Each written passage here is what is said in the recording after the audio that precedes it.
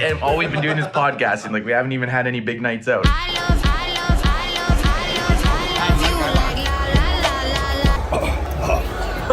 Go Cowboys. I love you like la la la la la la. This is our reliant armadillo. Dallas Cowboys.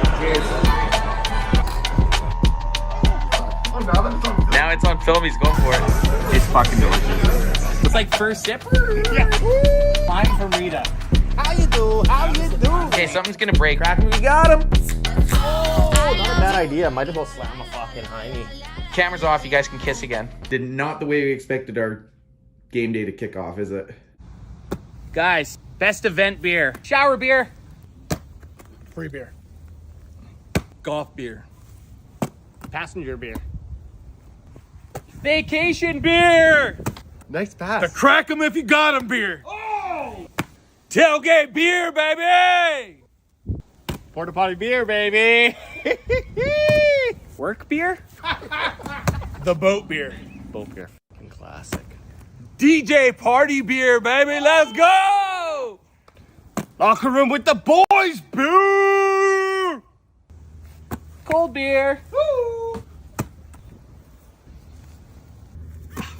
At home on a Friday night, drinking a beer, eating some popcorn, watching Netflix by yourself, surfing the internet, maybe looking at some Discord channels all by yourself, thinking about friends.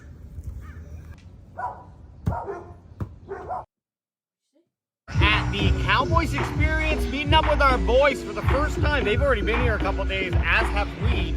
We're meeting up with our UK boys, Cowboys fans, and I don't know whoever else is here. But we're gonna go get We're gonna find it out.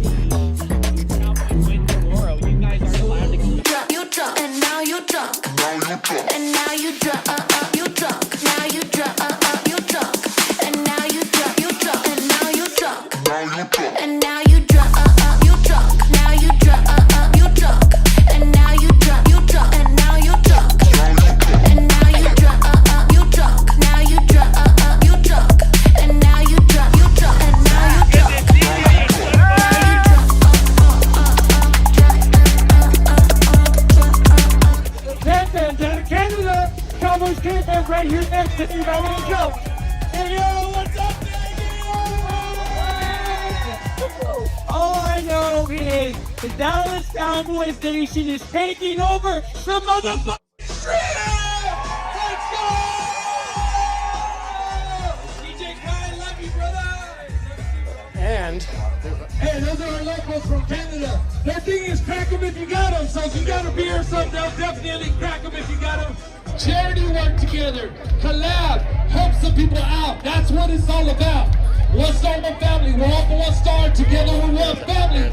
That's the message. Who's house? Who's house? Who's house? Who's house? Damn straight Cowboys all day, every day, baby. Let's go.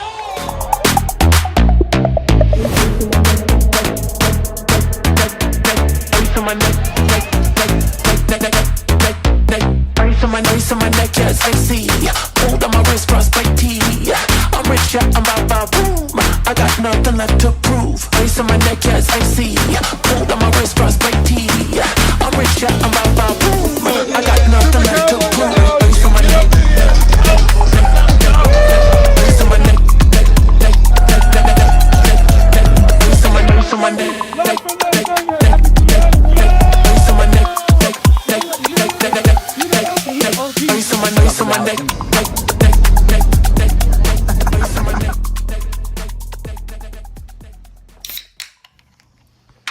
crack 'em if you got 'em in Vegas. But we're at New York, Cowboy Nation, we them boys, we take over Vegas. Monday Night Football, Cowboys versus Raiders. You feel me? You hear me? You feel me? You give me? You deal me? Crack me if you got him.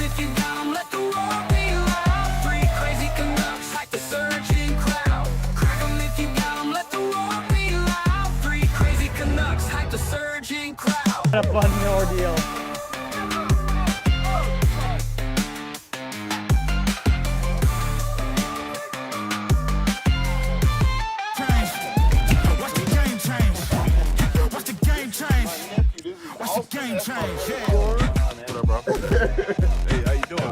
When you're in America, you do American things, baby. Let's get it.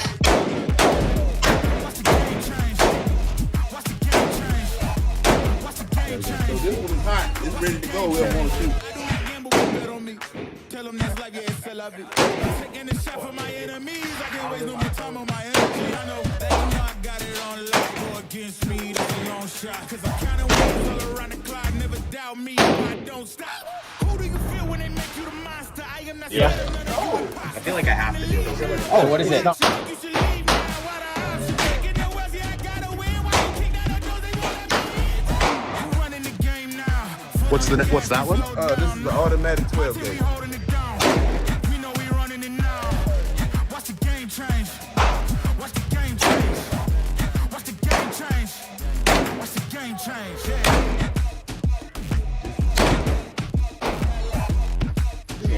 That's awesome. So we just spent the last couple hours at the gun range shooting some guns. Now, to officially be Texans, there's only one last thing for us to do.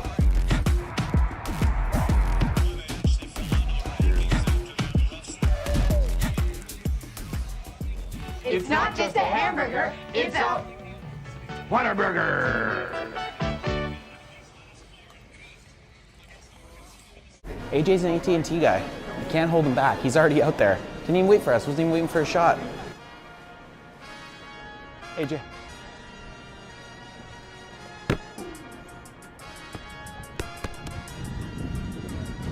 Oh, I thought he was getting mad at me for throwing the football.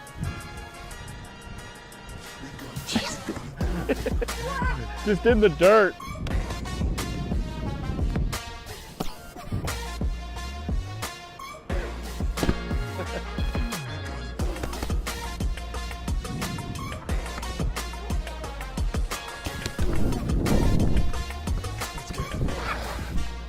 Right into the bread basket.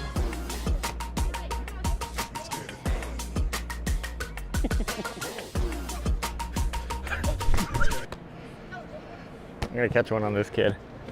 All right, so if you guys will just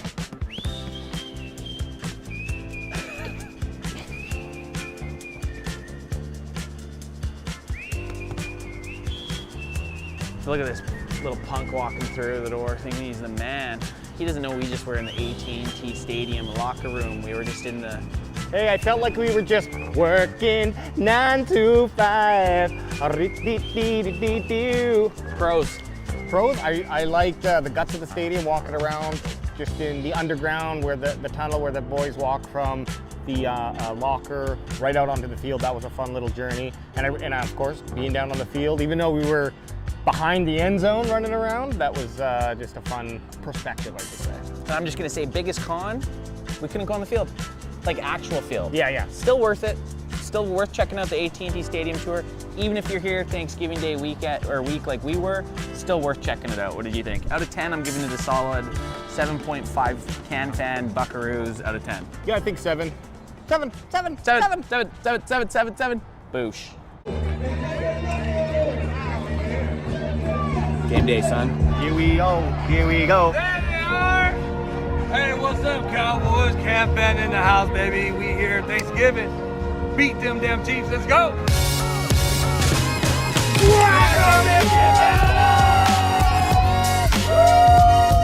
We're feasting on the Chiefs today!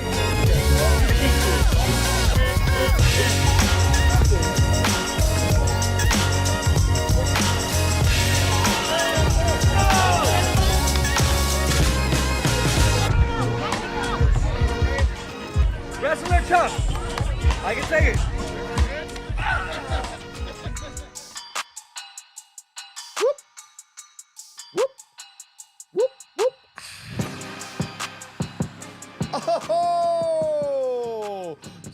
Super Bowl, Super Bowl, Super Bowl, Super Bowl, Super Bowl. What is going on, CanFan Nation? It is an all bandwagon boy episode because you know what? There's Anth. Black screen Anth. Black screen Anth. Didn't even turn his cameras on. BSA. And you know what? Hey, when Anth's away, the kids will play. We're gooping. We're out here gooping when the mommy and maids are out there, boys are gooping. And you start gooping. And big shout out to Drip, baby. Crack 'em if you got 'em. That's the drink of choice for CanFan Nation. Don't get at us because we're drinking seltzers. They're not even close to White Claws because they're only 89 calories, you stupid SOB. I'm yelling at whoever was it BPA or BPG, I mean? Someone was going on there, Someone right? was going up. You talk for a second. That camera's not on. Okay, go fix the camera. I'm going to bring us in today's show. Well, yeah, as Adam mentioned, our boy A-Crack, a.k.a. Ant Daddy, a.k.a. A Diddy himself, is not here. He is out battling Wolverines, I believe, every year in British Columbia and Canada. Just like the Hunger Games, there are a few people's names that are drawn from a hat, and you have to go fight the Wolverines to protect British Columbia. And so Ant's name got drawn, and we'll see him back here shortly. Godspeed. But today we had some major Dallas Cowboys news. Well, news, I don't know. Was it today? Yeah, it was today. The presser, the Brian Schottenheimer I guess the Dallas Cowboys introducing Christian Parker. And Brian Schottenheimer and Christian Parker did a press conference. So that's some Dallas Cowboys news. There's also a little bit of Skip Bayless, Micah Parsons back and forth, which I just want to touch on because that's kind of funny. It's a funny video. I didn't know if it was AI or not. And then thirdly, I didn't see the weird thing, I didn't see the original Micah one. I just saw the Skip Bayless one going off. But anyway, I don't even need to see the Micah one. I know. think you get the context. Oh, totally. By the way. Crack him if you got him. And then finally, we will go in and build our ideal offseason for the Dallas Cowboys. Me and Adam are going to do that today, and then maybe we'll get Ant's touch on it if he's not in here pleasuring himself. Fuck him. This podcast. You know what? I'm wearing my draft hat. I bought this in Las Vegas when the draft was on. So this is bought at Ground Draft Zero. I was going to say Ground Zero, but I don't want to take away from 9/11. So this was bought at the actual NFL draft in 2022. On scene. On scene, on locale. I guess we could call it the mock draft BWB. Yeah.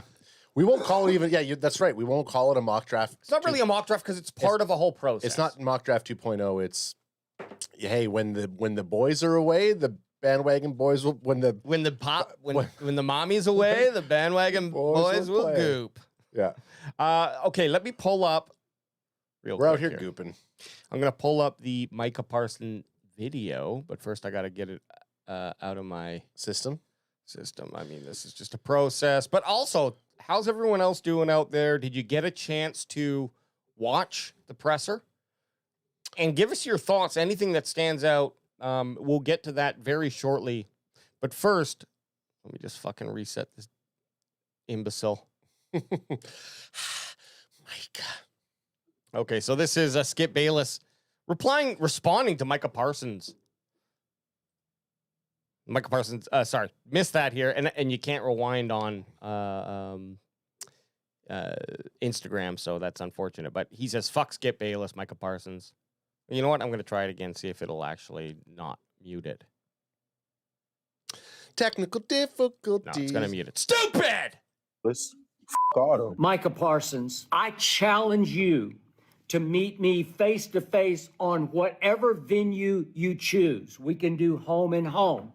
You can do my new show, Arena Gridiron, and I'll do your podcast. Arena Gridiron exploded through the NFL season, and we will continue to do it at least once a week through the off season. I'm going to say right to your face, this Twitter ass motherfucker, Twitter finger ass motherfucker.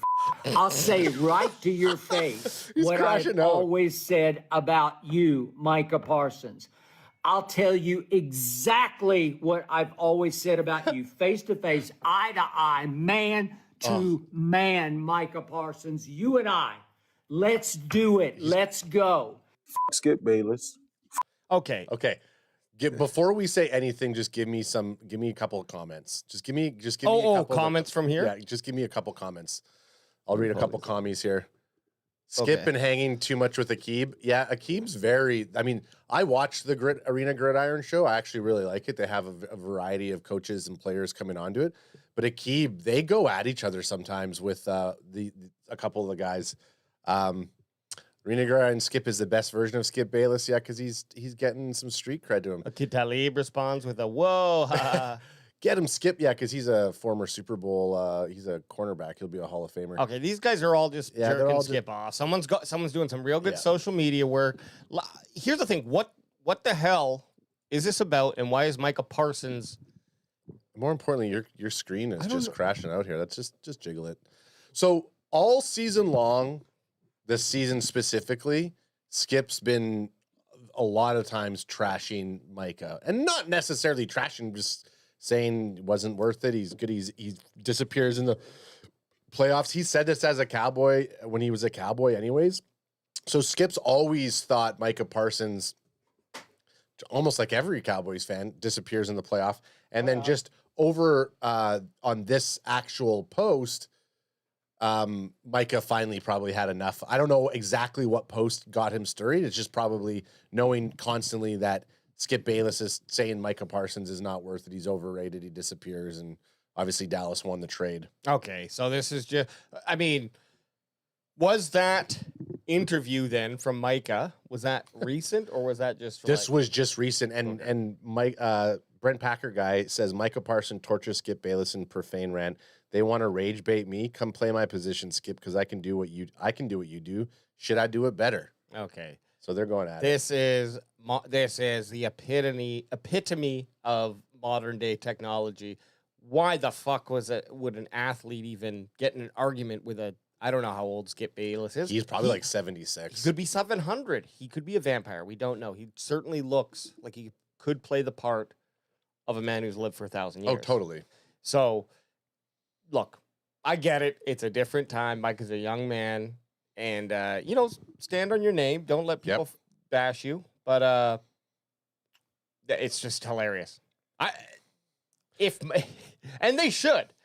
Probably one of the best ideas is Micah Parsons and Skip Bayless have like a 6-part podcast. 100%. Yeah, absolutely. I mean, that like I said, the controversy builds it. Stephen A. Smith and Skip Bayless kind of really took the difference opinion kind of network show off, and now Skip, when he got let go by Fox Sports 1 or whatever the fuck network they are, he goes in and now he's on a platform with for social, the Arena Gridiron. I don't need you. Yeah. Fox. Yeah. I'll say this. The nice thing about this show, when Shannon Sharp left whatever Skip show, I fucking even forget. It wasn't First Take, whatever their show was called. Yeah. Blowjob Boys. Yeah, Blowjob Boys. And he had Keyshawn on there, and he had Richard Sherman, and they had like 4 or 5 other guys. It felt weird. The flow was off. This setting that they do with the Arena Gridiron, they're all kind of sitting in chairs. You got some really good difference of opinions. A lot of other guys besides Skip Bayless, they get heated when they talk. I actually enjoy what they're doing on there. Do you think it's like... Yes, and I'll take Skip Bayless's dick out of my mouth right now. I didn't say anything positive about Skip Bayless. I just said I like what the product is putting in front of me. Hey, keep it. Okay. I don't love her. Like, I know what Skip Bayless is. Yeah. Skip Bayless is looking for clicks. And the thing is, he's even an older dude. So I'm sure he probably has very good knowledge. This is his industry. But he's an older dude. So, he's going to get attracted to be like, okay, go viral. I get it. Yeah. Let me go out there. And to his credit, I don't think he's changed who he is. He's always been... Yeah, he's been this guy. But before, there was clickbait. He has wild takes sometimes. Exactly. So, but at the end of the day, Skip Bayless wins by creating... Yeah, he got a reaction. Getting a reaction to Micah Parson. Now, again... And that's not just being petty. It's if an athlete gets pulled out it gets called out by a 60, 70-year-old man and responds. Yep. I just, in that way, it's just kind of, you lose the fight. Yeah, I think like when you look at a guy like Micah Parsons, who you're in the offseason, he's recovering, so he has nothing but talking to do. And he's obviously, I don't think he's a great interviewer. Like when you listen to him talk, I think I think he has a lot more to do. I actually think he's a better like content creator when him and CJ Stroud and a couple of those guys were doing like more vloggy content for whatever platform. I forget the fucking platform. I'm so stupid today. I thought that stuff was really good, but him sitting down as like an interviewer or a podcaster, I don't know. I think he has a lot of work. I actually think he has a lot of work to do to become that type of analyst.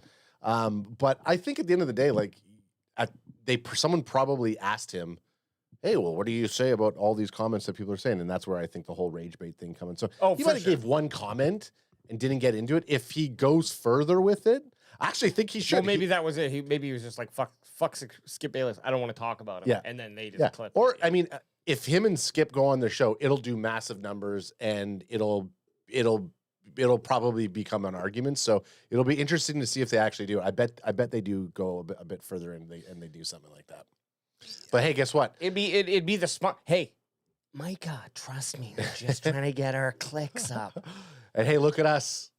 Cowboys offseason, we're still there talking about Micah Parsons. Yeah, he's forever going to be, like we said, he's going to retire at Cowboys. He's forever attached to the Cowboys. I need to switch things up here, but yeah, I'll get off of it for you. Yeah, because I just don't want anyone to see my nudes that I send you guys. Okay, there we go. Don't worry, we won't get flagged because no one's going to see anything. Why? Because I just got a nice. Because I have a nice tight little mini. No, because they're what we call a Ken doll. I do have a Ken doll syndrome. You're a Ken doll. Ken doll syndrome. What was the other thing we were going to talk about? We were going to, this, and then we're going to go into the Christian Parker interview. Well, that's perfect segue. So, this was probably the thing that if you search anything Dallas Cowboys right now, you're going to see Brian Schottenheimer and Christian Parker do the presser. This is the first time Cowboys Nation. BS and CP. BS and CP. This is the first time Cowboys Nation is actually hearing from our new defensive coordinator. That's that's Ant coming through you. That's a burp tribute for Ant. That's what happens when I start to have to talk and I have carbonation in there. I just start to biology, you know what I'm saying? But yeah, this is the first time we're hearing Christian Parker. A couple really solid nuggets came out of this interview. Alex, you chopped it up to see if shaved it down. Shaved it down. I think we're going to see if we can get through without getting flagged here. We'll do fine. But yeah, do we want to talk about, I listened to this whole thing, but I can give my comments afterwards. No, let's lead with some comments, and then that's going to allow us to like not have to stop as much. But I do want to be able to stop and make comments. I cut up each question as best I could so that we just got kind of the meat and potatoes of it. But I do want, before you give your initial comments on the interview, I'll give mine. Okay. We'll do that little convo, and then we'll go through. Guys, we're just pulling back the veil. This is behind baseball for you. This just happened. Adam just goatsied right there. There, and I mentioned to you this precast, and I didn't spoil it for you, but I want to see if anyone else out there finds it. Got it. There was a little Easter egg in this, and we'll see if I'm proven right or wrong. But I'm no psychology major, but I definitely. In one of the responses in this question, there was something that really jerked my chain in a positive way, depending on what you think of it. And if that's not elusive enough, I don't know what is. Okay, go for your points. Look, I think I listened to the whole thing front to back on my drive home. It got me. Is Shoddy shitting on the toilet right now, looking at his phone? It looks like he just got fired from his job. That's like what it looks like he just got fired. I don't want to see that, but I don't want to see Shoddy. Ant said, "Did you cut Adam off enough?" So I'm just getting my cut. Oh yeah, you got to do it. You got to do it. It happens all the time. I liked the presser.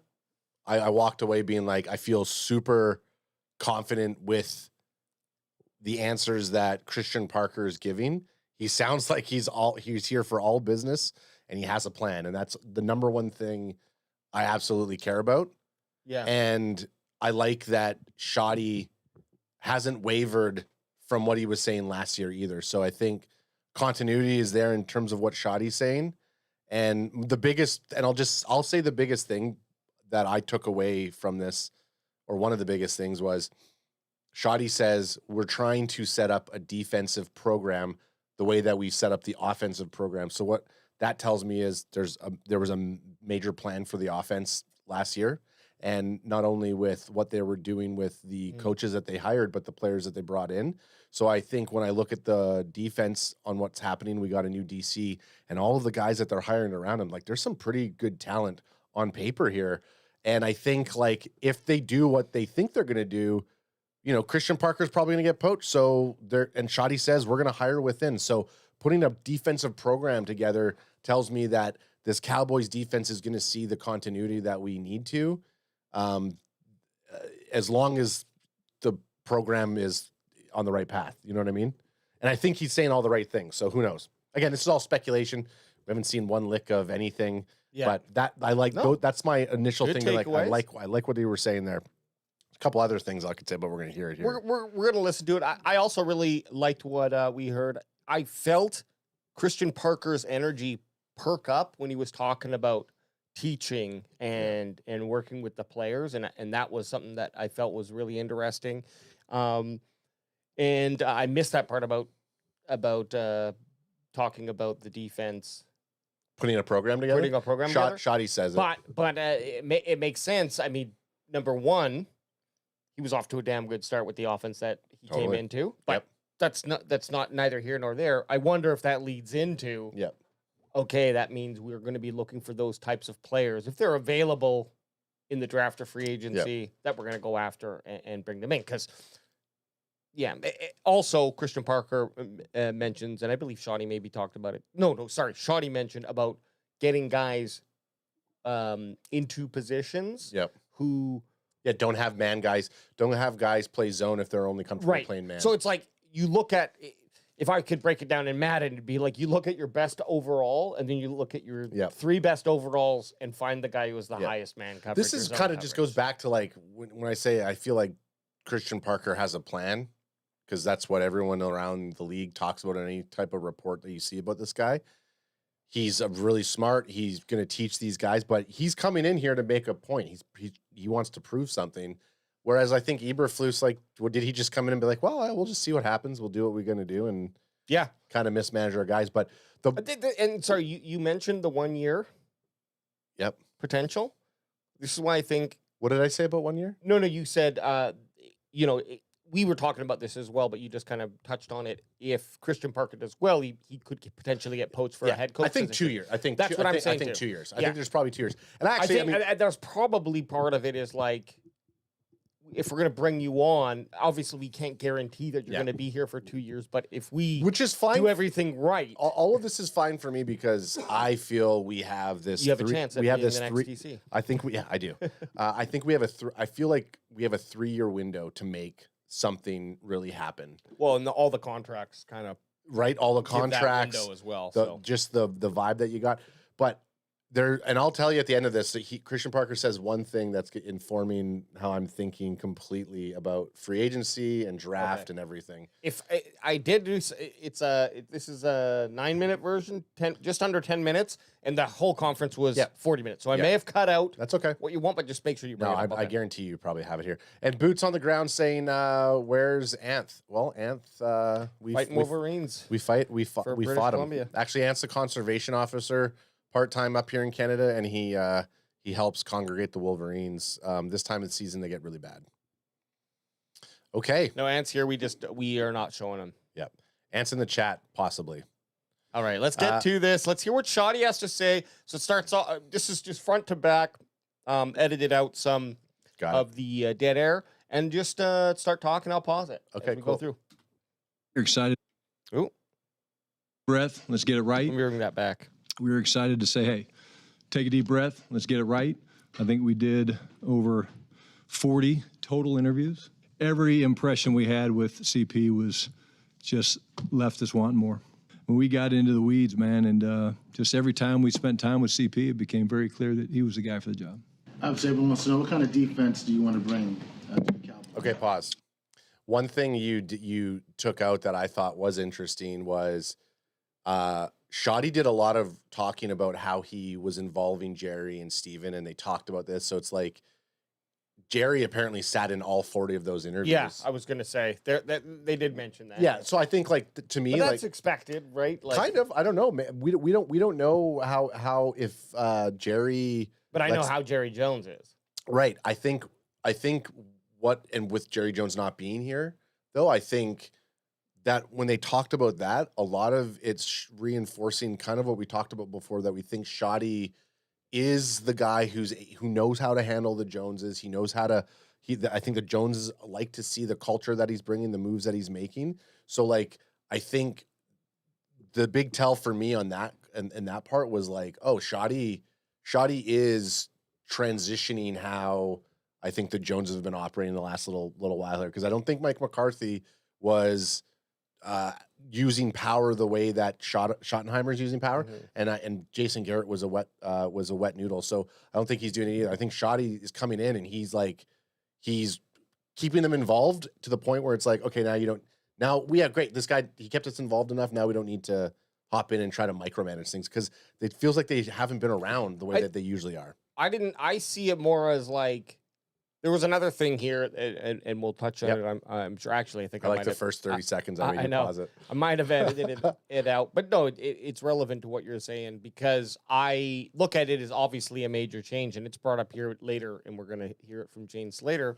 But yeah, he did mention that he had those meetings with Jerry. I think that's fairly normal that Jerry Jones and Steven would be in on those calls. So I didn't find that necessarily to be too striking, I guess. But yeah, obviously Jerry not being here, and then Gene Slater's going to touch on that. But let's get back to Christian Parker and what he thinks about this defense. Yeah, for the job.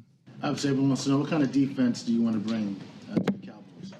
Well, the first thing is we're going to be multiple. I think that whenever you form a defensive structure, it's about the players that you have. So core principles, we'll be a 3-4 by nature, but 4-3 spacing will be appropriate, 4-2-5 in nickel, different front structures, coverages behind it. But I would say being multiple is probably the most important thing about it. And obviously, yeah. So I was going to say, our resident Anth is not here to layman's terms some of these things, but you just brought up the exact definition for us so that we could be completely accurate. Yeah, no, just the multiple defense is something, because 3-4 is what, like, I guess the base is going to be. Yep. And then multiple is just, a utilization of a variety of different French coverages and personal packages, which makes sense. But I just feel like that's modern day NFL defenses. Like, you can't just sit in a Tampa 2. No. You can't just sit in a 3-4 or 4-3 and then be like, well, this is what we're doing. So, because it's become a much more cerebral. Yeah, or if you're in a Tampa 2 and then you drop it in, you're like a single coverage robber type of scenario, and then like, again, that's above my grade. Yeah, but that's disguising these fronts, is disguising the fronts and disguising what's happening to screw the quarterbacks up. That's what they need to do. I just feel like multiple is like every single defense in the NFL should be, minus the Cowboys. Cowboys defensively last year and what they did, but your thoughts on what is in-house here and how you can improve the guys that are already here as opposed to waiting for what happens in the draft? Yeah, the game is definitely won and lost up front. And we have significant players in the front seven. And so I think that when you start with that defensive line room and what you're able to do in controlling the pocket, stopping the run, you control what an offense is able to do, and you're able to dictate to them on their terms. So you're not playing the whole playbook when you win first and second down. So I think it starts there. That's where the excitement starts. And there's several other pieces that have been proven playmakers. And we look forward to kind of bringing it all together in the next couple months. John Schroeder gives me the cool high school teacher vibe.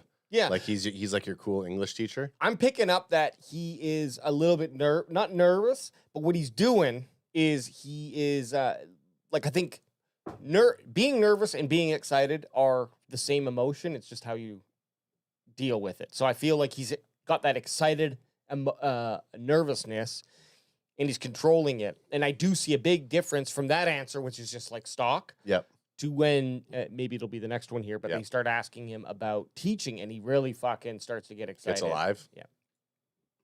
Part of your job is teaching. What do you think makes a good teacher? I think you have to know the student first and foremost. You know, you have to know who you're talking to. What might hit one player's brain is going to hit different than another. So, you know, being thorough and being detailed, being very clear and concise in terms of your messaging and when to correct, when not to correct. You know, sometimes players got to touch the stove. You just want to do it in a controlled environment.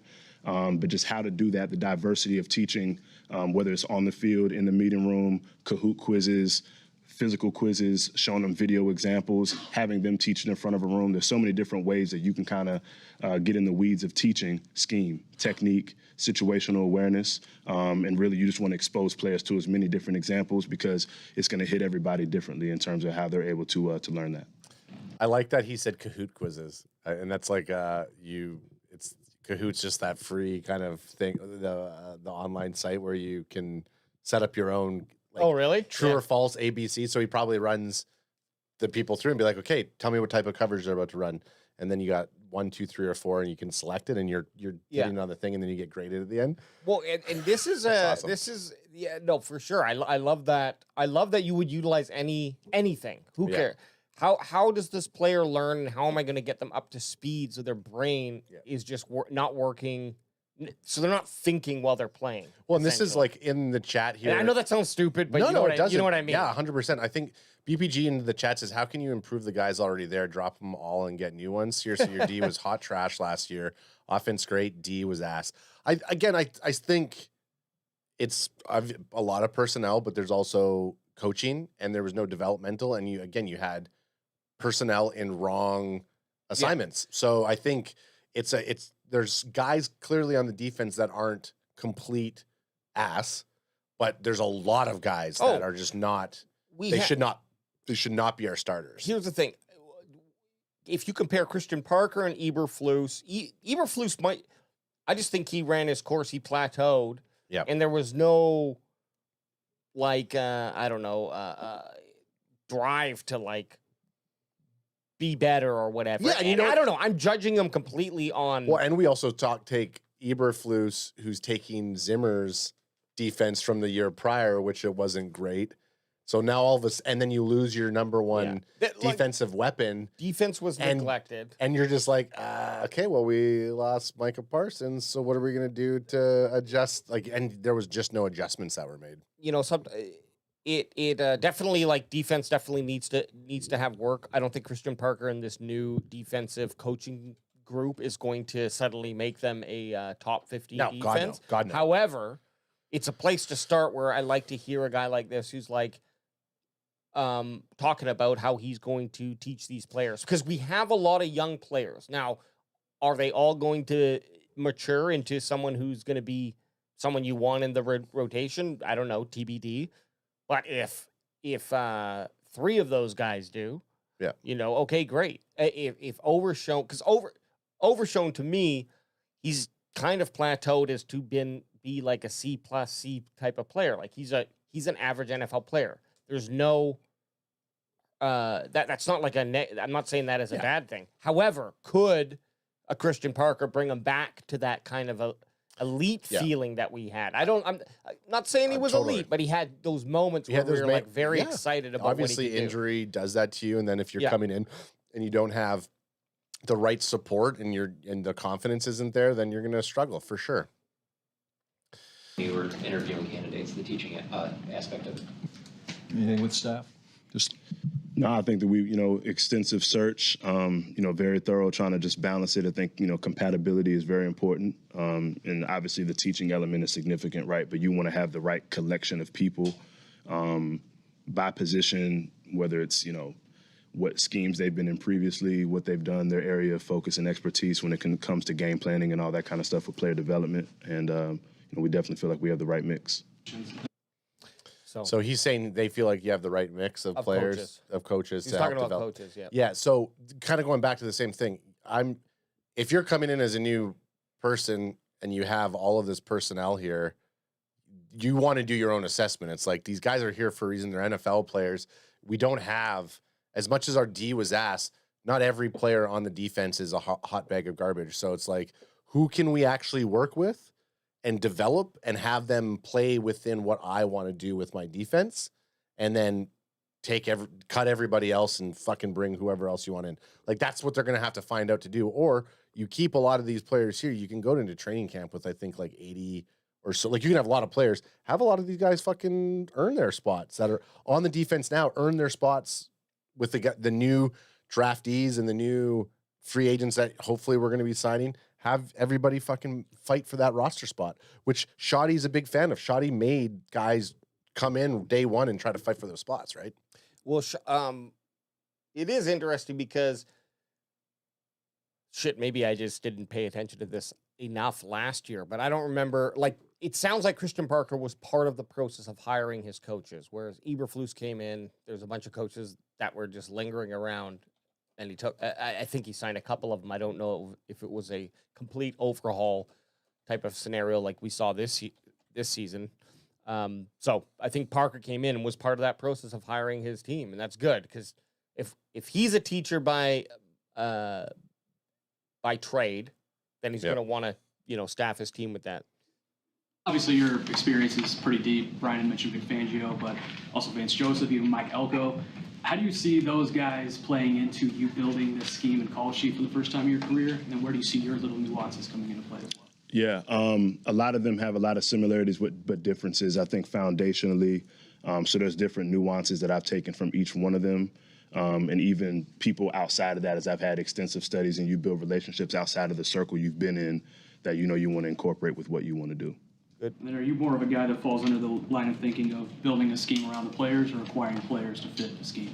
I think you build it around the players. Of course, you want to have your core principles and foundational beliefs, but as you kind of move forward in the process, what do your guys do well? How can you put good players in highlighted positions? How can you create one-on-ones for certain guys? How you can protect certain guys? If we can win on blitzes on a running back, then we're going to blitz a lot. If we got good man-to-man corners, we're going to play man. If we have guys that are better with zone vision, we're going to play more zone. So, you want to build a package that has diversity and scheme, and then you want to, tailor it to the players. Those core beliefs. Is that your Easter egg? No. Okay. But so I like how you're quickly no. It's very obvious where I put it. He talks about the versatility of players and working the scheme around what the players do best, right? So whereas it felt like last year it was no, play my scheme, trust me, it's going to work. And I don't hate that mindset. Yeah. But you still got to get players to band around you and be like, yeah, we trust you. We're going to get this. Yeah, totally. And have it worked out. So, I'm doing a lot of guessing on Eberflus, but it doesn't feel like the team was really fully on board with what Eberflus was doing. And I don't, TBD here with Parker, but I'm liking what he's saying. Yeah, I think the one thing that he said there that, again, I think BPG said it earlier on, and like all pressers are just kind of non-answers to a degree. And Boots was also saying that, like, we're not going to show all of our cards. So they're not going to tell you everything that they're going to do, even when it comes to acquiring players. But they kind of he sort of said, the question was, are you going to go out and find people to fit what you're going to do, or are you going to build something that's going to be around the personnel that you have? And I think him saying, no, we're going to build around with the personnel that he's going to have. So I think coming in and installing in the installs that they're going to have are going to favor the players that they're going to keep. And then they're going to bring in players that are also going to add on to onto that, right? He's not. And again, he could be talking about Quinnen, Kenny Clark. Yeah, no, he's not. Osa, like our front guys, right? Like he's not going to say in his introduction. Actually, guys, no. We're wiping everybody. Yeah, we got to wipe a bunch of people. And if I was him too, I'd be like, no, let me go and have a look at the cars on the lot first before we start fucking going to buy, because this thing might be really fucking good. Luke Wilson, the actor, not only the actor, the football player, the linebacker for the Dallas Cowboys. Remember? Logan Wilson? You might not remember because he was never on the goddamn field. Logan Wilson, sorry. That's why I didn't remember. Yeah. Logan Wilson. L. Wilson. Should have just said L. Wilson. The ex-Bengal.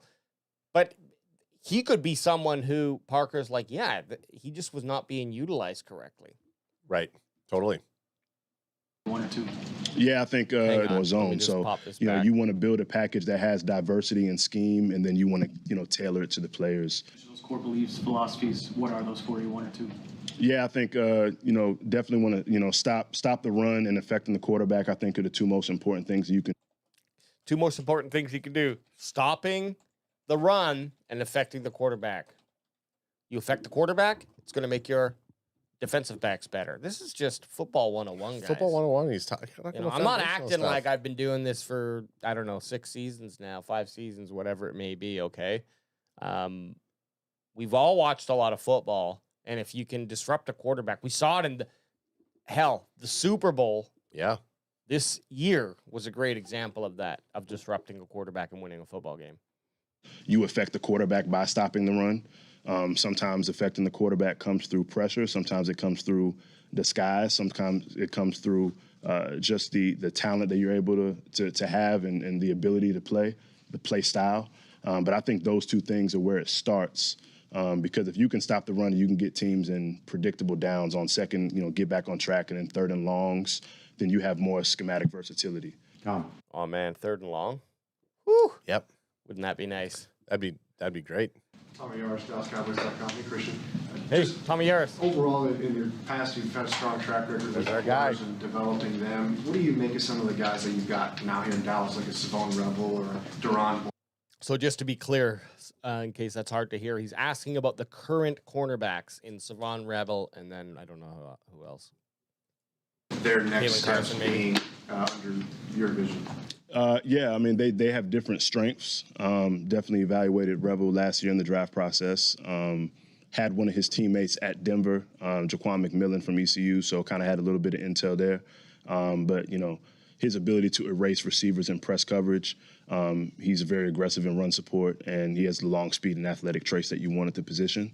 Obviously, coming off the injury, getting him healthy is a significant part of that, and him having the confidence to do so. And then Bland he's instinctive and he takes the ball away at a high rate. You saw that from Sac State to Fresno to now here. So very excited to work with those guys. Yep. Okay, I like that. It was Bland and Revel. Hey, but that's what I'm saying. Like, we're quick to say, "Oh, we need a cornerback," and I don't disagree. Well, but just the caveat is, no, of course. We drafted Revel, who was injured. He's potentially McCoy. Mm-hmm. He was injured for his senior year, so we kind of did that song and dance. I know. That's why we're not going to. That's the whole reason with McCoy. Don't run him back, even though McCoy could possibly be a better corner than Revel, right? If you think Revel can improve to that starter, then you could run it back with McCoy and just have him catch up to speed. And it would be a waste of a number 12 pick. But I think that, and we're going to get into it. I am not looking at this draft as these 2 first-round picks are going to save our defense. They're going to be major components to our defense if we draft it, and they need to fight for those spots. But I want us to get players that know how to fucking play that spot in the NFL and start to put those pieces together and have these guys be competitive to bring these rookie guys up, right? If we're relying on a linebacker in a corner or a linebacker in a safety, unless that safety is Caleb Downs, I just don't like it. We can't. I don't think we're going to be doing that. I don't think we're going to be doing that. So, anyways, coordinator, not as much time to spend with the defensive backs. How do you plan to manage your time so that you can still keep developing defensive backs like you have in the past, and also manage all the units on your defense? Yeah, well, I think it starts with the coaches that we hired. Have a lot of confidence in Derek Ansley, Ryan Smith, and Rob Muschamp in the secondary to drive the bus when it comes to that and the development. Obviously, my eyes are naturally going to start there when it comes to it, and I'm going to have to fight the magnetic force during individual periods that's going to draw me to the DVs and go somewhere else. But have a lot of confidence in those guys to teach and develop those players, and we're excited about that. Yeah, that's good. Yep. Shane Slater, NFL Network. Coach, do you think last year your team had a defensive identity? And if it didn't, what did you want it to be at the end of the season? Yeah, again, I think, talking to the players, I think they did feel that way a little bit. And I think, there was a change that was made, and the change was made when we got Quinnen. And all of a sudden the 5 down becomes real. And so you start making those adjustments. The biggest thing I would say, Jane, though, was it was more about the identity moving forward. What's been awesome for me, Jane, has been the excitement of our players. You see the excitement for Christian and the other staff and the connection that's already started. And so for me, that gets me excited because, again, that's what you want. You want these guys to be excited about not only what Christian, but Marcus Dixon, Scott Simons are all going to bring to this defense. And there will be an identity and there will be a philosophy. And I think that we've done the first part, but there's still a lot of work left. So I feel like what? Oh, fun fact. I wasn't even, I've been streaming on Restream, but I didn't check the other platforms anyway. So I had to I flubbed. So what the fuck did he just say there? Oh, the excitement about the players. Yeah. That's good. Just excitement alone, taking the same defense and just having a defense believe in what their coach is telling them. Let's assume that the defense didn't feel that way with Eberflus. Yep. That's going to improve the defense, even if you kept the same players and just had a coordinator who they were excited about. So that's positive. Yep. Christian, are you a sideline guy or booth guy? And is there a philosophy behind whichever that'll be? Sideline or booth? We've discussed that. I think we'll try some Sideline. different methods. So I don't want to commit to anything in that regard. He's gonna be a sideline guy. Garrett Odell, CBS Sports. Christian Bryan talked about using Shotty's like 5 down fronts to get guys on my like fucking sideline. Shotty's like, you're not coming on my fucking sideline. We'll try some different methods. Watch Shotty's face here. So I don't want to commit to anything in that regard. Garrett Odell, CBS Sports. Christian Bryan talked about using 5 down fronts to get guys like Quinnen Williams, Oso Digizua, and Kenny Clark all on the field. What is your thought on kind of making sure let the high school kid in. interior defensive players get commensurate play time and give Garrett. them money? Yeah, I think you have different ways of doing that. 5 down is one of them. There's some different 4 down structures you can do that with as well. There's 6 down presentations you can do that with as well. So, like I said earlier, the defensive line and winning the game up front is significant. So how we can change the math and get our best players on the field will always be a part of what we do. Yeah. You've had pretty talented nickels at most of your spots in the NFL. This is the nickel. This is the nickel talk. This is the biggest point that I was talking about and how I'm informing where they're going with this. Okay, let me just get back to that. The full question, which we kind of talked about already. We've talked about this nickel position. There's a lot. Yeah, there's some interesting draft picks that could be achieved by what the Dallas Cowboys have now. Where they could fill in that nickel if we need it. Yeah. But his answer here, pretty talented nickels at most of your spots in the NFL. How important is that piece to you? Very important. Yeah, very important. That guy, he's a corner sometimes, he's a safety sometimes, he's a backer sometimes, he's a defensive end when he's blitzing. You want to have a guy who has natural instincts and ability to feel the game and play football. He's usually a guy who, if you were playing football on a Saturday afternoon in the neighborhood, he's your first-round draft pick, just because he feels the game naturally. That's definitely an important dynamic of the defense. it sounds to me like he's talking about Caleb Downs there. Who the fuck's our nickel?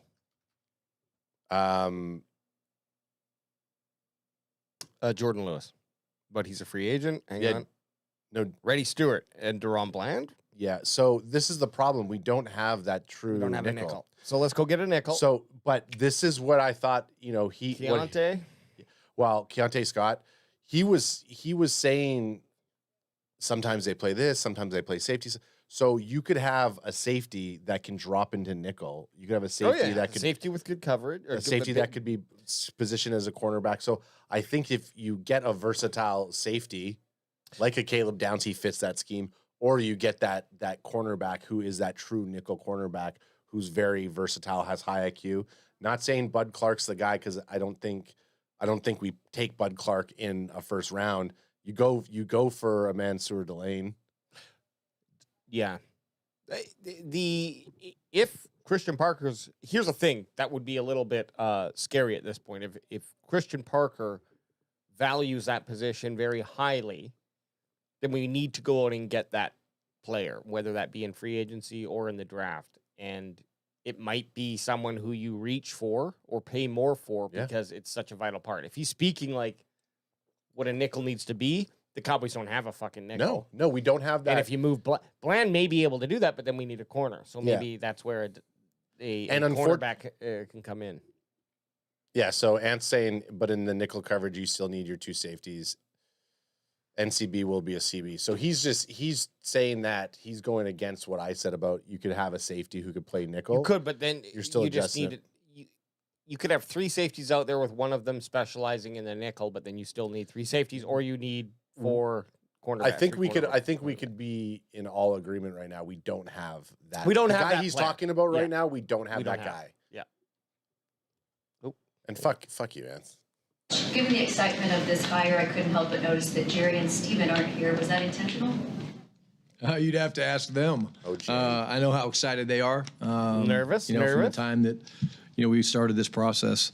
The fact that they're not here doesn't mean anything. I know how excited they are. And from the time that we talked to them on Zoom to the time that we brought them in and met with them face to face. So I'll be more direct. Now you can't tell me that he didn't talk with Jerry. Or that there wasn't some fucking drop, because there's no way Jerry's not coming out here. Because hang on, Jane clarifies her question here. So I'll be more direct. Is this, for all of us that are looking at this is a little different. Is that intentional in the sense that he wants to make this, give you a little bit more of the reins? I don't think so. No, Jerry's very involved. You guys know that. I don't know. But at the end, bullshit, Shoddy.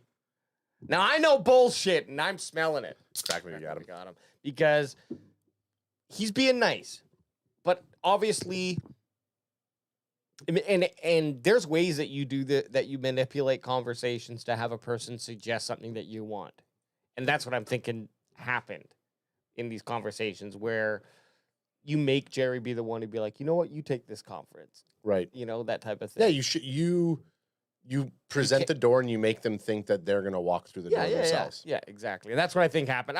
Jerry Jones, love him or hate him, he's not an idiot. He knows football and he knows how to run a football team. He's just been doing it too long. Yeah. Maybe he's the lowest level of expert if you hate him. He's still he's been doing it for too long. So this for me definitely feels new. Yeah. And Shoddy trying to play it off as like, I don't know. It's like, what are you talking about?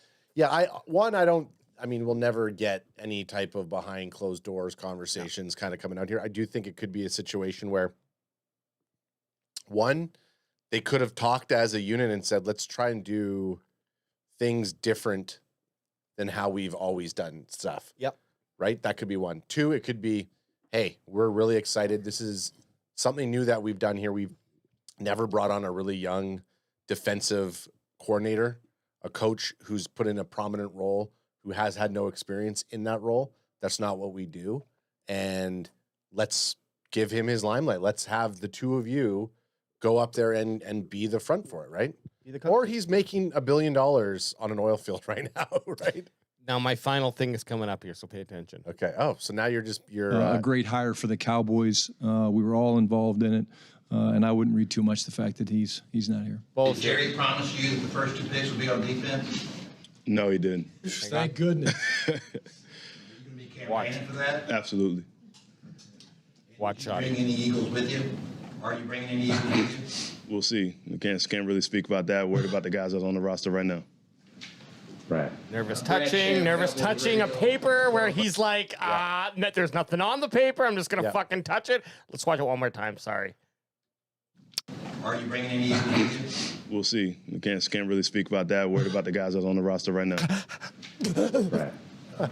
They're fucking bringing some Eagles over. Yeah, I feel they're fucking bringing Eagles. He's already talked to a couple guys. Of course. That's why he didn't just say.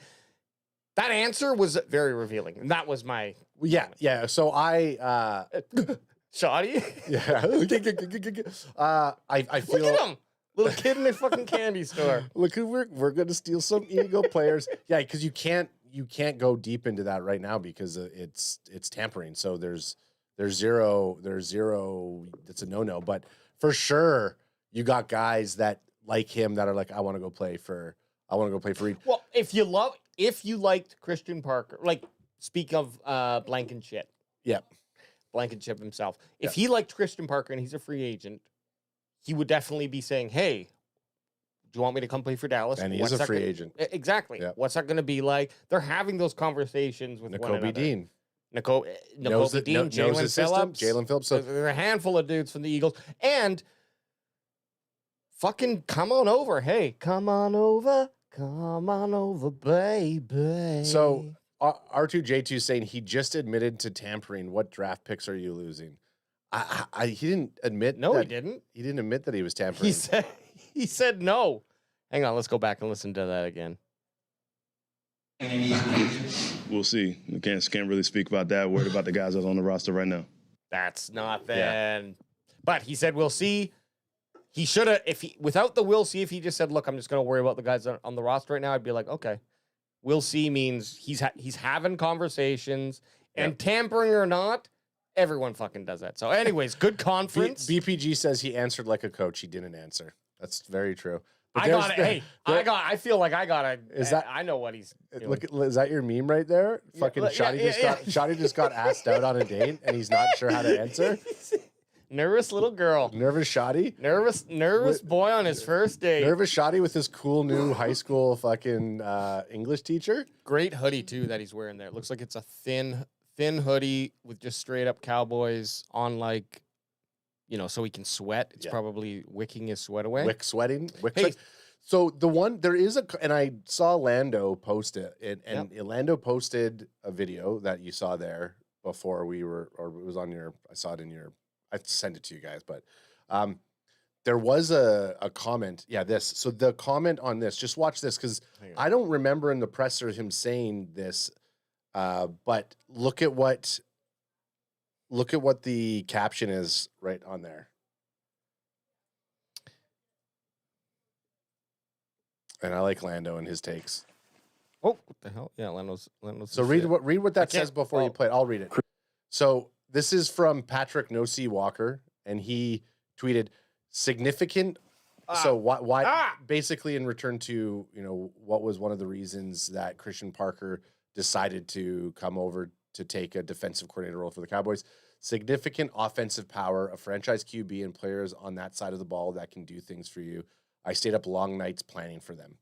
Christian Parker on why he chose to leave the Eagles for the Cowboys DC job. So I just didn't. The reason it sounded like a fluff answer to me, but that's a nice little quote.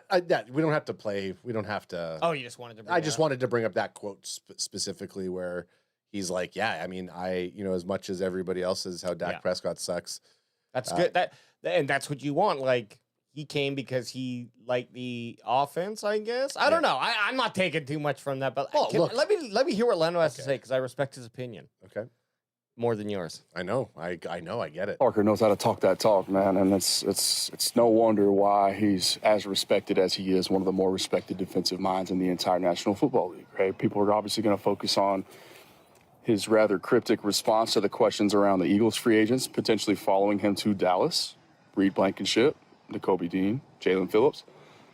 Obviously can't really talk about those things right now. Otherwise, it's tampering. But what I'm more focused on and interested in discussing right now, we're going to spend a lot of time unpacking everything that he had to say, because it's that important.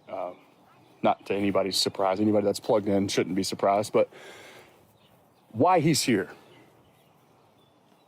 Patrick No-C Walker's tweet, why you chose to leave Dallas instead of Philadelphia. It's, in his words, because of the Cowboys quarterback, not the Eagles quarterback. The Cowboys offense and their firepower, not the Eagles offense and their firepower. He's ready. And you can see the sincerity in his eyes, the sports psychology, right, where he doesn't break eye contact or hesitate or stutter. A very clear, deliberate response without hesitation. Then he delivers hesitation. I know. So Okay, I like to imagine Lando runs a daycare, and that's all the kids in the background. He just walks the daycare, talking to the kids about these ideas. I'll give him a like. Give it a like. Come on, give him a like. But hey, I think we're all on board, and crack him if you got him, son. Now we got, okay, Adam, me and you had a little bit of a argument. Wasn't an argument? Wasn't an argument. We're just trying to figure this out. So we're just trying to figure out what the fuck are we going to be doing Without Ant. We're like lost. Without Ant in this offseason. We're like fucking lost boys here, you know? So we do have something prepared for the next show as well. But instead, we're going to be doing this ideal offseason moves for the Dallas Cowboys. Because we've already kind of gone through all three of these phases. The first phase I guess the first phase being dealing with what you have on the team, cuts, release it. Yep. Sorry. Come on, get it. Fucking get it. Restructures? You fucking idiot. Resigns. Yep.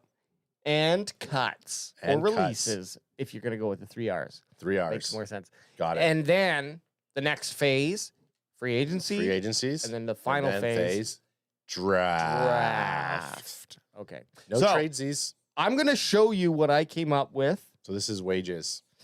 And when it says ideal, it's a soft ideal because I'm working with if these things happen, then this. Got so it. it's if this, then this, then this. If this happens, then this happens, then this can happen. Exactly. Got it.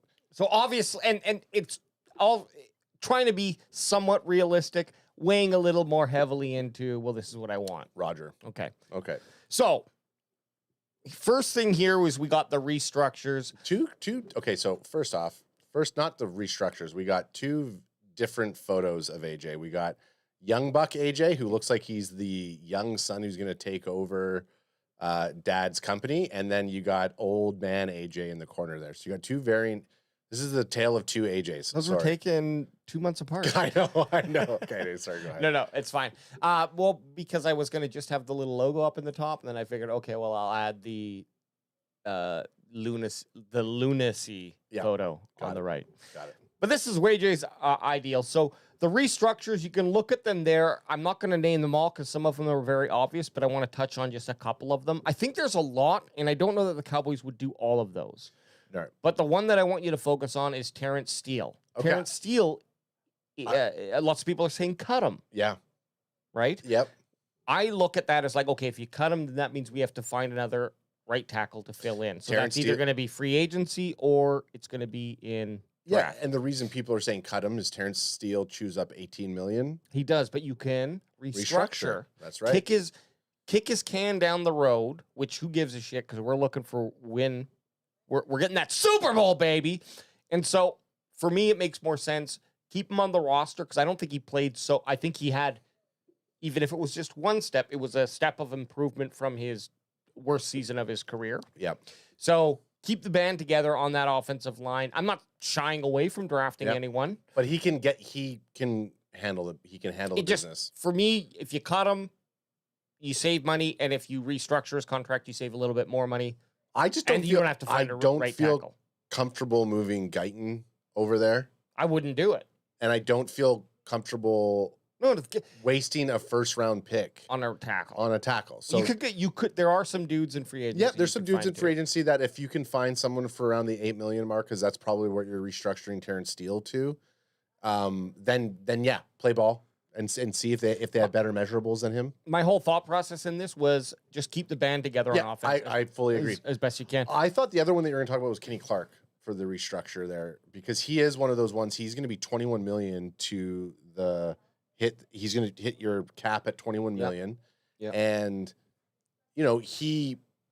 I think he was rated like right in the middle of defensive tackles. He was like 60 or 30 out of 60 or 60 out of 120 or something like that. He had like a 67 PFF rating. He was like middle of the pack, right? Yeah. So he didn't do what Jerry Jones said he was going to do, obviously. be the big thing. BPG, who's a lifelong Packer fan in there, says he wasn't making the Packers this year. So is a restructure. I'm on board with Kenny Clark as a restructure.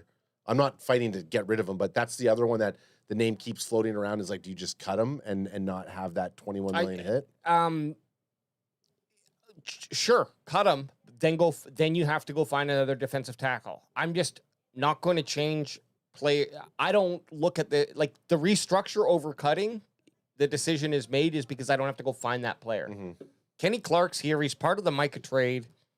That's not a reason to keep him. And sure, the money is a scary thing, but I don't look at it as individual. Oh, I paid you $40 million. Oh, I paid you $20 million. I look at it it's everything. Yep. So it's about how much cap space can I free up. Yep. Not how much am I paying an individual player. That's how I look at things. You and I are approaching the same thing. I left him on my kind of list because it's like we're gonna build yours. Yeah, but like in my mind, your mind, yeah. I'm thinking if we can restructure him, then he can stay. The other one that, let's just say Osa, Kenny, and Quinnen, you'd more than likely would only do 2 of those guys, not all 3. But just to have fun and because you can, and I'm leaning heavily into what I want to do, those are the restructures that I would do. Okay, so then out of the 3 of them, if you can only do 2 out of the 3, you're cutting Kenny Clark. None of them have to be cut. I'm just restructuring 2. I'm keeping all 3. I'm not cutting any of them. Sorry, right. Yeah. You're going to whichever I would just look at on paper who gives me the most cap space, and the third guy would not be restructured. For re-signs, fuck AJ. Get your shit together, ad block. Oh, you fucked me, ad block. Okay, so now we're back. I'm just gonna quickly double tap a couple just responses here. So BPG says restructure Kenny. Is that just because of the Micah trade? Because I mean he wasn't making the Packers this year, which I mentioned, and then he goes $8 million for a tackle. We are gonna let our starting left tackle go, and he's gonna get like 22 a year easy. I think that was just around my I don't even know. Okay. So then this is the one we're gonna bring up. I'd let Kenny go. He's on the wrong side of 29, and he has a real 10 years of treadwear. I'm pretty sure you could find a better option, cheaper. Restructuring would just add cap hits later on for a guy who you probably won't want for another year. So this is him just saying, guys, I get it. I respect that Brent Packer guy. He's not on your goddamn team, okay? And I wouldn't have done the trade that the Packers did either. So we might be on different sides of the field in that. Again, I'm just going to reiterate.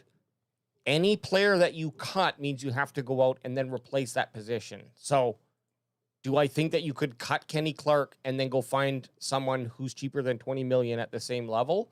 And I'm also not going to be judging Kenny Clark too heavily off of half of a season with the Dallas Cowboys or whatever it was, 60%. Under Matt Eberflus?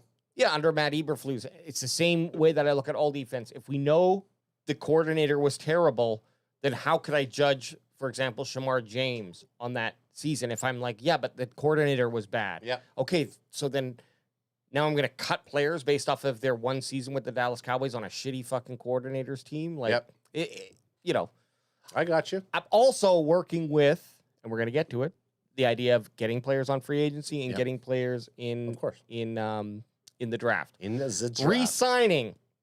Jalen Tolbert, I would re-sign him. Bring him back. He can catch the ball. He has a history with Dak Prescott, and he's now the number 4 if you're moving Flanoy into that third person role.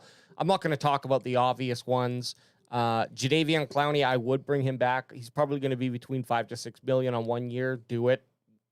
We have the money. We would have the money if we do those restructures. Sammy Dubb, I want to bring him back too. He is definitely getting into that old age, but if I can get him for 1 year as a test year, I want to keep that consistency. And he wasn't terrible. Right. He was an average guy. Wanye, yes. I don't think there's anyone else out there who I really need to explain, right? Those re-signs all make sense. And a lot of the dudes here are just like coming back to play the same third depth type of position, basically. Cuts, get rid of Scooney. The failed experiment. Sucks that he was a second-round pick, but so what? Yep. And then get rid of Paris Campbell and Jonathan Mingo. Both those guys add up to about $3.5 million in contract space. I don't want them on my team. They're not going to play on. I would much rather put who's the young guy, Holden, that we have on our team. I'd much rather him come in and give him more playing time, and then go find another dude late round in the draft or UDFA, because those guys aren't going to get on the field, and we're looking for someone exceptional. Yep. Next is my free agency and NFL draft. Well, let me just walk you through this as quickly as I can. Jalen Phillips. Okay. You go get him, and there's that connection. Same with Nakobe Dean. I did not put your boy Reed Blankenship on the list, but I wouldn't be mad if he came over as well. You grabbed a safety. You got Cameron Curl. Yeah, I basically went with the guys that I think are good. From our few episodes ago when we did our buy players, whatever draft. Yep. So Devin Lloyd on linebacker and Nakobe Dean on linebacker because of that Christian Parker connection. Jalen Watson in cornerback and, as you mentioned, Cameron Curl. So basically every level of the field. Just hit a starter who's going to come in there and make that defense that much better. Yep. Then we go to now, of course, I'm looking. Maybe those names aren't the right guys, but it's the caliber of player that I'm looking at and the position. Okay, And so you play you probably looked at them because of the amount you're getting them for, the season they had last. Yep. It had to have worked within a realistic budget, and this does that. If you do all those restructures. The NFL draft here, now this is who I would go with.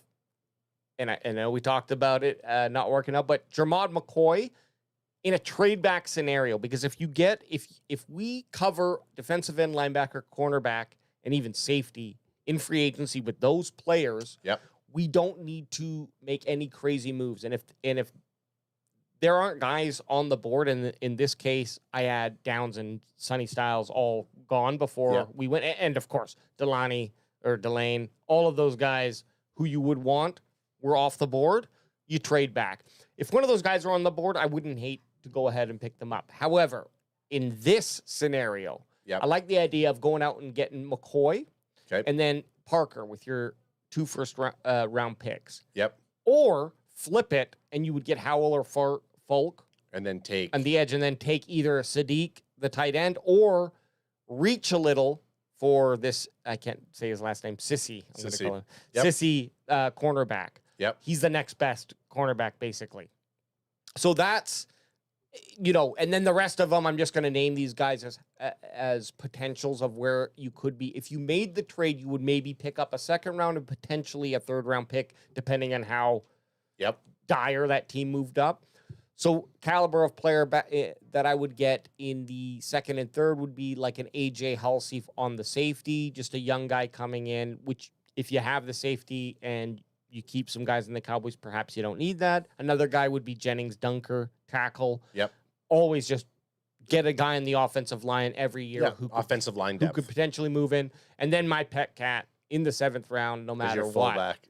Eli Hendrick. The Fourth Reich himself. Eli Hendrick. Yeah, that's your guy. And I've seen other people. I don't know where it wasn't us that did it. I don't know where I can't remember where I saw it, but they're listing him almost as a wide receiver fullback. He's what's the term? He's just a Hybrid? utility back. Okay. Like he can play halfback, fullback, wide receiver, not tight end, but he could line up in a tight end position and run those routes. He's just a football player athlete. So we could go through you building that out, or we could just review this. What do you feel?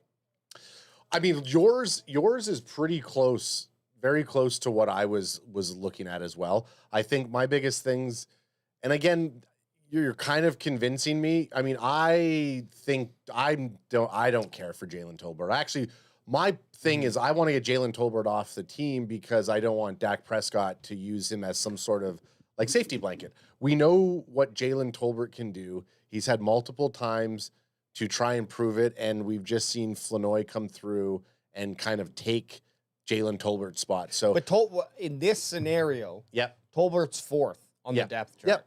Oh, So- I'd even say 5 because you can look at Turpin as your 4th receiver. Oh, sure. Okay. So I don't even really care. I think that Tolbert has more experience with Dak Prescott compared to Paris Campbell and Jonathan Mingo. If you're getting him on a 1-year deal, That's right. 1-year deal, fine. Here's the thing. I'm not signing him for more than 1 year. Out of all of those three, Tolbert, Mingo, and Campbell, you don't have to do this, but if you did, you only keep one of them, it's going to be the equivalent of how much cap space you Right. save. So whether you keep Campbell and cut Mingo and Tolbert, or keep Mingo and cut Campbell and Tolbert, you're going to end up with this roughly the same amount of cap space. Those two guys are they're not going to hit the field. We don't need them on this team. And they're eating up $3.5 or so million of cap, right? So Tolbert would be the same. Yeah, and I would keep Sam Williams I would only keep Sam Williams because you can just let him go. Like, you don't have to sign him. You're not losing anything. He's a re-sign.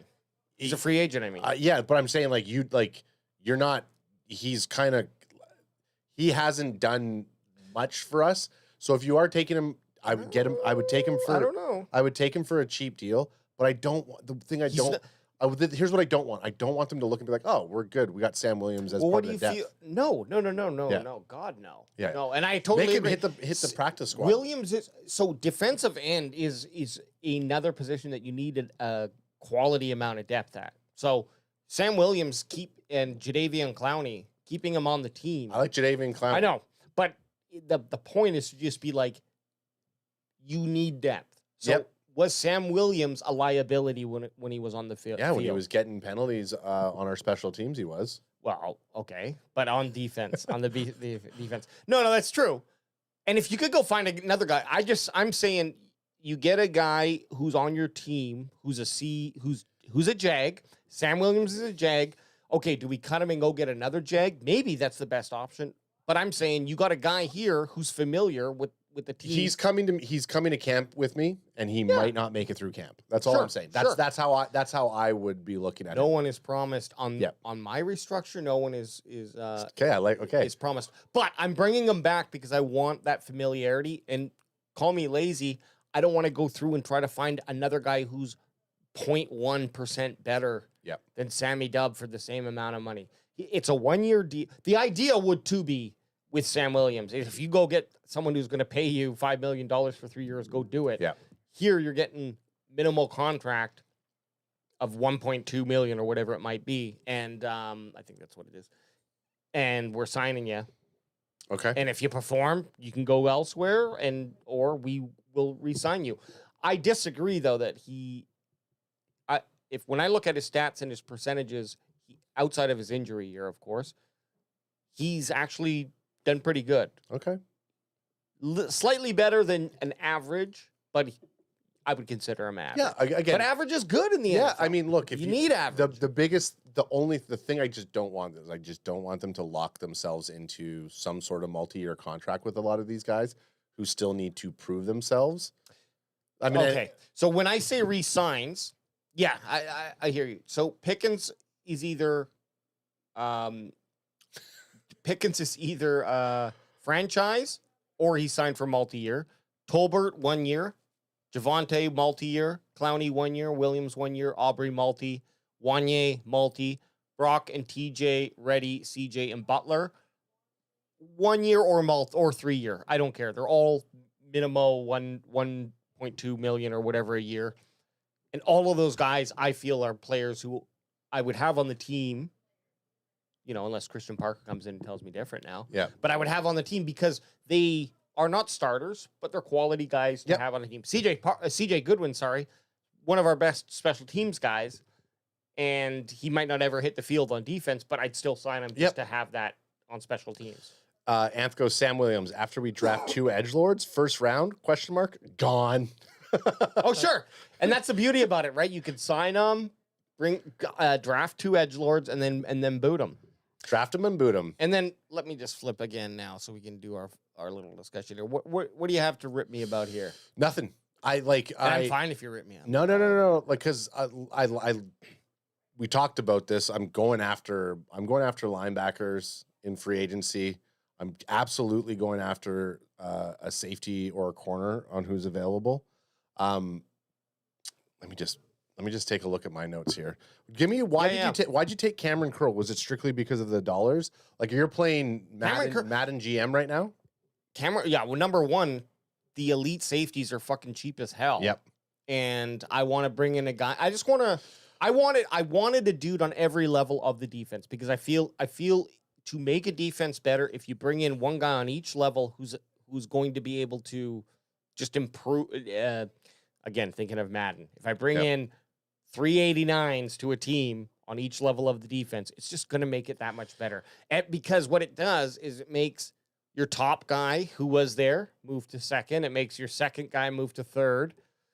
And so now you're getting better quality on the field overall. That's my reasoning. I got 2 questions for you. Let's go back to the other one for a sec. How much space did you free up with the moves that you did here? 80 million? Like, what? So I had with the restructures, I had about $86 million freed up. Okay. 87 million. And a lot of these contracts, you kicked them into like 2028. Like, some of these restructures are 2029. Oh, some Dak Prescott's is into 2032. Yeah, who cares? Yeah. Yeah. Oh, yeah. none of the guys who you restructure are on 1-year deals, except for maybe Kenny Clark. Okay. The other question. So I like that. So you freed up some decent amount of space. Malik Hooker, you're keeping. Sorry, $87 million cap space. So I freed up more than that, but Right. the $87 million in free. Yeah, cap you space probably was the got like total. 112 or something like that. Yeah. Okay. And re-signed, you got George Pickens at like $36 million a year, or what? I just franchised him because I was like, okay, so you're let me taking go at the 28.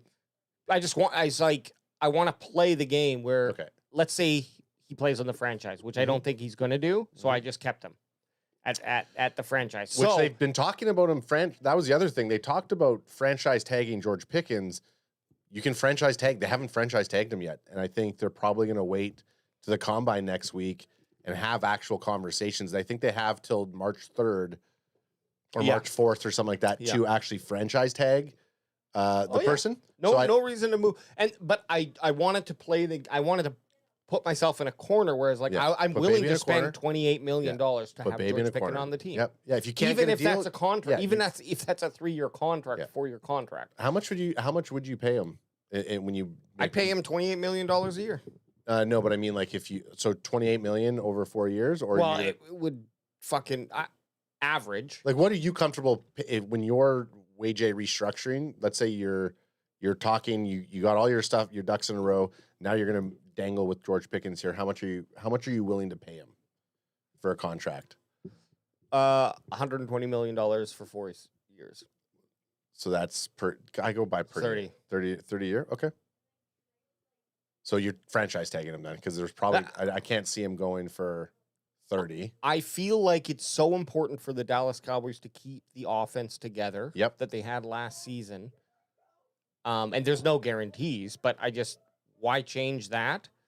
I feel like it's important to do that, and I'm not scared about cap space. I know how it works. You wouldn't pay George Pickens $34 million? 35?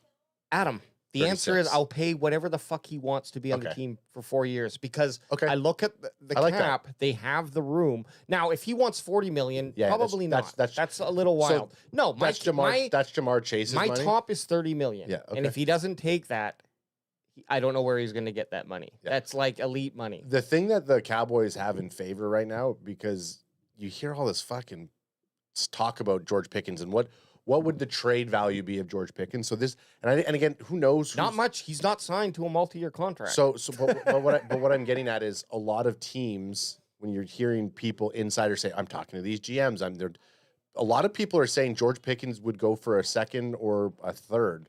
Like, so his value, that type of stuff that's going out there might play in favor for the conversations that the Cowboys have with Mulligetta, saying, we're not going to pay him $40 million. Yeah. We're not going to even maybe pay him $36 million. In my world, I'm not having that conversation with George Pickens. I'm saying, I mean, I might let noise bubble around him, but I'm not playing games with David, with his agent.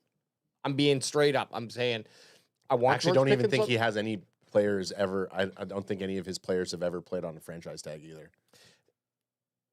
I don't want him to play on the franchise tag. I'm willing to spend up to $30 million a year because I know how much the cap spacing increases. I'm going to invest heavily. I will, if I do these restructures, I'm going to have the money for it. So I'm going to, that's part of the reason of doing the restructuring, is to make sure that we can sign George Pickens. Losing George Pickens does not cripple the Dallas Cowboys, but it takes away from that offense that we have developed, which if it just repeats next year and the defense improves solely under Christian Parker, and players buying into him and him having maybe a little 5% better scheme and maybe play calling 5% better, it puts the Cowboys into playoffs, and that's what I'm hoping for. Now, again, I'm not going to cripple the team, but this is the time. A lot of these things, and we talked about it earlier, this is a window that needs to be addressed. And if you feel like we trade George Pickens for a second-round pick to go and get a wide receiver who's going to play like George Pickens, I'm interested in that conversation, absolutely. But I have the roasted chicken here. Yeah. We're hungry. do we want to go and try to find another roasted chicken? Because No. You know what I mean? You had me at I'll pay him whatever he needs to be paid, except Well, for I'm 49. arguing not with you, but you're bringing up the points of what people. Yeah. What I'm getting at is you said the thing that I wanted to hear you say. I'll pay him whatever it needs to get the deal done. I don't like the idea. I won't pay him $40 million. Then I'm franchise tagging him. But I'm comfortable paying him more than $30 million. If it's costing $34 million, if we're paying him, if we have to pay him CeeDee Lamb money, I'm paying him CeeDee Lamb money. And here's the CeeDee thing. Lamb's like paid as a top receiver. But this season, regardless of what the AA, it's one season. I get it. No. Well, what I'm saying is the first year typically is the lowest amount on a contract. You could reverse that, but usually how teams do it is they'll structure it low, higher, very high, and that's why you kick those years. So my plan with George would be sign you to 4 years for $30 million a year or whatever I need to do, because that cap hit's actually going to probably be around 11, 12 million, 13 million. And then by the time I get to year 3, where it jumps up to 35 million, either A, I won't care because the cap is going to be 14, 21% higher, or I'm going to restructure them, just like what we did here. Yep. So I'm not worried about it, and I don't have... Like, this is just a video game. Kick the money down the road until the fucking game says game over. And that's what the Cowboys should be doing. Yeah, I agree. Yeah. But that's my team, baby. Now, I look at this and I do miss CJ Allen. I'd love to get CJ Allen on my draft. Yep. I would love to get Downs or Sonny Styles. But I guess my question to you, or do you have a question for me? I had a question to you. Why? Shoot the question to me, Yeah, then I'll shoot you. Malik Hooker. I don't think Malik Hooker. I think if the way that I didn't bring him on. You don't have him restructured. You don't have him re-signs. You don't have him as a cut. Is he? I have him as a cut. Oh, okay. Because cutting him means I have to find another player to fill in for him. Yeah, And absolutely. He's an average player. He's a Jag. Yep. I keep Jags. Yeah. I keep Jags in my secondary and third depth charts. For $8 million. Yeah, because I don't need to. The money, again, it's not about him having $8 million. It's, do I need $8 million? Right. No, I don't. So he can stay on the team because I don't want to go find another guy. Well, yeah, I'm saying I want to revamp our safeties. I want to revamp. I mean, if we're this is where I revamp the safeties is in. Yep. I get the free agent here. Yep. I keep Hooker because Hooker's not terrible. Maybe Halsey. And then I draft someone. Well, ideally, I would look for a safety in that trade. I'd like to see you. I would have liked to have seen a Bud Clark there. Well, Bud Clark is a great. This is trade. So if we didn't trade, in Adams' world, maybe I would take Bud Clark in the 4th. He's not going to be there in the 4th, but yeah. Actually, around 3 with you know what, Hooker? Jennings I don't give a shit. You could get rid of Hooker. You couldn't. I didn't look at him because by the time I did all those restructures, I had the $87 million and I didn't need to do anything else. Yeah. So you're 87 to like. I'm not married to Hooker. Yeah, Hooker cutting him. I think you would you still get hit with $4 million. So you're basically only saving like $4 million for cutting Hooker. And if you can find a guy for it, so in that case, if you can find a dude for $4 million, it's a wash. Who you think is better? If you can find a guy for over $4 million and you think he's better, then you decide, is he worth the extra money? Or you just keep Hooker, who might improve under CP and also might benefit from safety coming onto the team like a Cameron Curl or perhaps a Downs? Caleb Downs? Caleb Downs. Yeah. Down with Downs in the first round, if that's the case. So if Cameron Curl's not on my free agent list, then maybe my NFL draft, if I don't get Cameron Curl or a equivalent safety in the free agency, perhaps I'm trading up to go get Downs because he's that impactful. Okay, so I don't think so, but that's a thought. I would love to, because you kind of did similar to what I would be doing in free agency. I don't think we need to spend the time of going through mine, at least on this episode. No, that's fine. Yeah. But what I would love for us to do is take these free agents that you have here, and I know you have your NFL draft for the wages team, but let's go and let's do a nice little quick mock together here. Let's and mock it. So we've signed Jalen Phillips. Fuck you, our conversations living room with RJ. He's saying that the only person that we're probably going to see would be Nakobe Dean. what did he say here? He's like, there's a lot of the, where the fuck is it? Oh, I missed this from Anth. Sam Williams had 1 sack last year. It was his 4th year. See ya. Hang on, go down, scroll down. He says something here, what I don't like about AJ's. I want to hear what his thoughts are. Okay, so what Brent Packer guy says, and I'll just take that off the board while he gets it up. What I don't like about AJ's is the restructures. That's a lot of using the credit card now, when honestly, y'all need more than just one off season. Hey, I agree, but you're looking at it as pushing it down 3 to 4 years down the road. I'm in the mindset that I got these next 3 to 4 years are our window. Jerry's gonna die soon, probably. And Dak Prescott has a shelf life. I think we have 4 years of like Dak playing elite to really staying in his zone, yeah. To really capitalize on him. And then you got CeeDee Lamb and George Pickens, and before Dak starts going signing 1-year contracts with a couple NFL teams. Here's what I have to say about that. You're not thinking about inflation, okay? $30 million today is not the same as $30 million in 2 years. No, but well, no. Hey, you're right. The cap space just seriously. The cap just went up $30 million. That's what I'm saying. Is we can't budget today when we know traditionally, historically, the cap space increases by 7.5%. 7.5% on $200 million is? I don't know. $15 million. I'm not Jonah Hill in Moneyball. It's $15 million. Okay. On $300 million, which is what we're hitting right now, it's going to be $21 million or more increase each single season. That's a full fucking contract for some players. So keeping that in mind, that's why I'm okay with kicking the money down. Now, 100% agree it can come back and bite you in the ass. But if you do things smartly, that's why I feel like maybe I restructured too many guys at one time. Well, but their contracts don't all end on the same year. So that it is spread out. R2J2 saying another reason you can't do what AJ says is the new CBA, since you don't know what it is yet. Contracts past 2028 don't make sense. So again, it's all relative. All the restructurings, if they're going to get pushed. I bet it's going to be high. Yeah, but I'm just saying the restructurings, your 2028, 2029 season is going to be a fucking mess when you do all that restructuring. And I'm saying, I don't give a fuck. It may be, but there, last thing I'll say about this, because it is a fair comment. We don't know what it's going to be.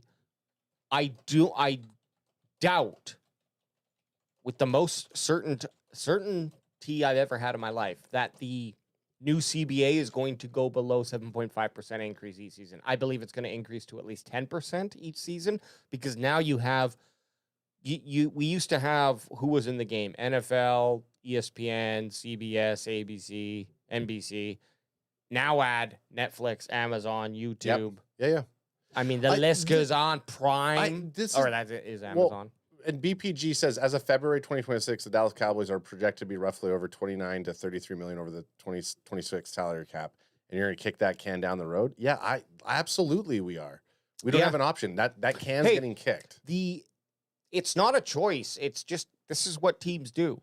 The Chiefs it's not a choice for the players, sorry. This is just what teams do. The Chiefs just did it with Patrick Mahomes, and I think they went from roughly 75 million down to 35 million, essentially freeing around 40 million in cap space. Teams do this, and it's booked into the contracts that they do. Now, am I a certified accountant? Absolutely not. But I play video games a lot. I play management sims a lot.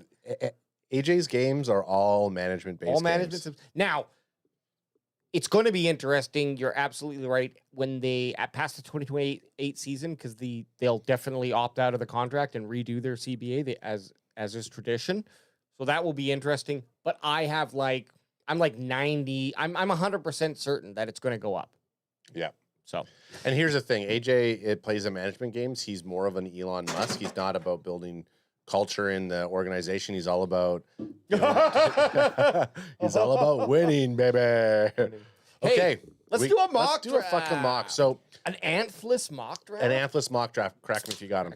So we're the guys that we're gonna go here on this mock specifically, and I'm gonna change this to not be a mock draft V.20.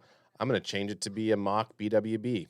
Yeah, mock draft version, BWB. It's a special edition that you can only get in Japan. It was only released, only 1,000 copies were released.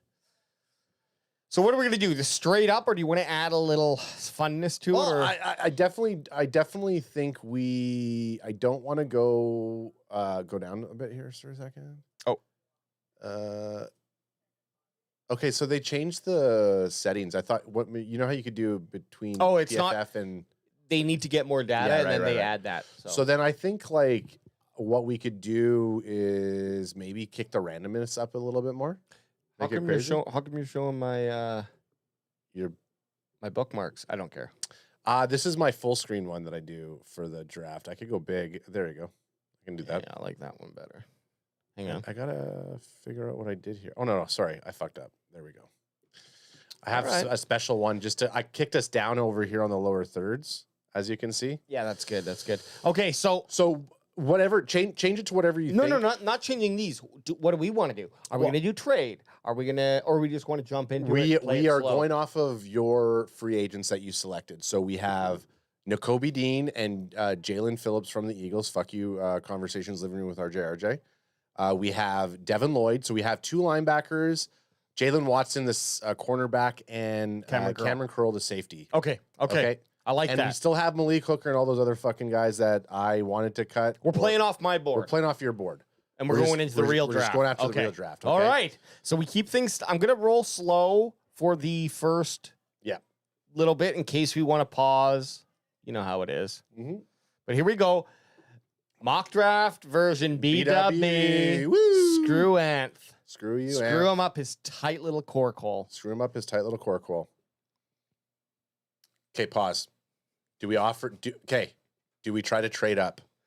I like to pause at 5 at the Okay. Giants because that's where I've seen downs start to go. Okay. If that's who we're looking at. But do we need downs? We don't. We got Cameron Curl. Maybe I know, we do. but hey. But 2 safeties are better than 1. I'm just saying. So let's dangle it. When Ant's not here, we get crazy. So Fernando Mendoza's gone. Ruben Bain Jr. gone to the Jets. David Bailey, edge to Arizona. Titans are taking Arvell Reese. And the Giants take Jeremiah Love. Okay. See you later, Cam Scattaboo. Okay. So we could trade. I don't want to. Okay. I don't feel like there's a need to. Okay. What are your thoughts? My thoughts would be, do you think they would take that ESPN mock draft trade that you keep seeing? You trade the first round picks. We take like a 39. They take our 20. So we I don't move like up. it. You don't like it? Why don't you like it? Because I'm not hurting for a safety at the moment. Okay. With the draft with the free agents that I signed, it was to relieve the pressure of having to pick a player at the position. Which I don't mind that strat. Yeah. Okay. So you want to roll the die? I would just rather go to 12 and then be like, who's there? And my free agency is a trade back free agency. Okay. Which I can tell from your scouting report here. Remove Nakobe Dean from that list. And now I'm looking for Sonny Styles. Right. And I would still pressure that we would still take a linebacker in the first round. I'm not against it. The shitty thing is they were gone on yours before. No, that is true. It's like not even 50-50. It's less than that. That the Sonny Styles isn't available. However, the problem here with the draft is Arvell Reese goes in the top 4 picks. Yeah. And then, so traditionally, if that happened, I'd pause and try to trade because the next best linebacker is the guy that I want. Yeah, and I'm in the approach that I'm not banking on the draft to save my defense. I'm looking at it to add depth, and I want day 1 starters from this. Let's get to our pick. Okay. Are we trading? Well, I was going to paper, rock, scissors you for it, but no, let's go. They're going to take Caleb Downs. I'll trade back. Let's see what they got. And the Caleb Browns take Caleb goes. Downs. Which I don't want him in. They probably wouldn't have. And then so Mansur Delane's gone. To Washington. Makai Lemon, which we weren't going to take a wide receiver anyways. To the Francis Magoya, the to tackle. KC. Cardinal Tate, the to other wide Bengals. Yes! Mark McCoy. Okay. Okay. So this is where things get interesting. Okay, shit. Sorry. What? Go scroll up. Scroll up. We got a $2 super chat. Show me the money!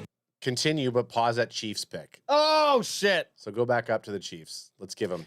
Okay, Chiefs took Francis Maigua, and I'm going to pull him up here because this guy's been fluctuating. If we look at his trends, like he was... and sorry, that's $2 super chat from D in the chat. Hey, D in the chat, we appreciate it. So I like this guy, and was actually, when he was dropped down here on the trend, and of course, this is just PFFs and people drafting him, so like take that for what you will. There's always going to be surprises. But when he was down in the 20th, there was a lot more opportunity for Cowboys to take him, and I was interested in it. Yeah. Because just get a lineman and a high-quality guy like that, if he drops down to 20, you take him. But now he's right back up here into the top 10 picks. Yep. So makes sense for a tackle. It's crazy that it's crazy. I don't know what the Chiefs' needs are necessarily. What does it say there on the board for the Chiefs? Oh, the Chiefs, running back, wide receiver, guard, tackle, defensive line. Yeah, so you got two of the best wide receivers. I mean, this is a pretty wide receiver heavy draft anyways. I think there's probably 17 wide receivers that are like pretty solid guys that touted. Yeah, exactly. That's good. Two of the first round guys are gone. Jeremiah Love's gone. You're going to go to your tackle. What are the Cowboys going to do? Another $2 super chat. Show me the money! He goes, never mind. Let's get Styles, baby. LOL. So he's saying they should have took Sonny Styles there. I think with us here, regardless of the fact that we picked up 2 linebackers, do you not feel like we should be taking a Sonny Styles at the number 12 spot? If I'm making the call, yeah, but also wanting to have your opinion, I am not going to put a draft pick into Sonny Styles. Dude, I have Devin Lloyd and Nakobe Dean. I'm good. I'm trading back. I need a second. I'm going for Cassius Howell. No. Let's look at trades. We can trade back. So I got the Jets here with 16. God, I feel so dirty trading back all the time, but that's okay. Jets, we do have a rapport with. We could trade our 12th pick to move back 4 spots to 16, and also get our second round pick, the 44th pick, back. Okay, let's try it. I like it. I like it. Okay. They're not taking it. Let's throw in our 7th. Yeah, fuck those. Just to spice it up. And if they don't take it, yeah, unclicked it. Okay, good. We got it. Hey, we got it. All right. So now we're gonna see what happens. You feel that grip there? After I like that move that you got there. So after Ramon McCoy, we got Sonny Styles. There Jets, he goes. They wanted it. The Jets wanted Sonny Styles. Kedrick Falk's gone. Good. I don't have to look at him. Peter Wood's gone. Okay. Jordan Tyson. So I think now you we're take back. Cassius Howell. I am all right taking Cassius Howell here at pick 16. Is this the big boy? This is he's in the 2-point stance. Yeah. He's the guy that I think Texas A&M. So we picked up Jalen Phillips in free agency as our defensive end. Cassius Howell's going to be that other depth piece. And we have we have Donovan Ezraku. So, and then you also have Williams, and you have Williams. You have Dante Fowler possibly. No, he's not on the Clowney. deal. You got Clowney. Sorry, that's what I was going to say. Yeah, Clowney. yeah, Clowney. So ideally, Cassius It rounds out our depth. It rounds out our depth. It Yeah. brings in a young stud who could potentially develop. And he's going to be. And we know we're playing a 3-4. So technically, he could be that kind of outside linebacker, kind of hybrid guy if we need to. Thing for edges too is, the rotation's quicker, right? You're going to be on the field. Like if you're playing 50% of the snaps, that's a lot of snaps for an edge. Yep. Generally, obviously, maybe guys like Garrett are playing on the field much more than that, and Micah Parsons, Max Crosby, etc. Yep. Cassius Howell coming in, he would be able to play on the other side. Yep. I like it. No, or come and fill in. Sorry, on the rush side. I'm a fan of. Let's do it. Let's lock it up. Because the other option here is Avian Terrell. That's the other which guy. we still might be able to get him at 20, which I'm fine taking him at 20. Could still get him at 20. It's going to be a risk. Let's see. Bring on Cassius Howell. Cassius Clay Howell. Welcome to the team. And after Spencer Fano goes this to pick, we're going to go fast. Detroit. Oh! Avian Terrell goes to the Vikings. Okay. Caden So now we're on our 20th pick. We could trade back again, or we could. do we take? Hey, do we take 2 actually? No, we're not. Now, this is the difference. You could have taken Avian Terrell and then drafted T.J. Parker. Yep. Instead, we took Cassius Howell. Scroll down my list here for a second, though. Let's see what else we're playing. Kenyon Sadiq, I like. He's a tight end. C.J. Allen, linebacker. We don't need a linebacker. I know. This is a trade back scenario for me. Hang on, Caleb Banks. Well, Let me see what he's. hang on a second. Injury. Get out of here. You say we don't need a linebacker,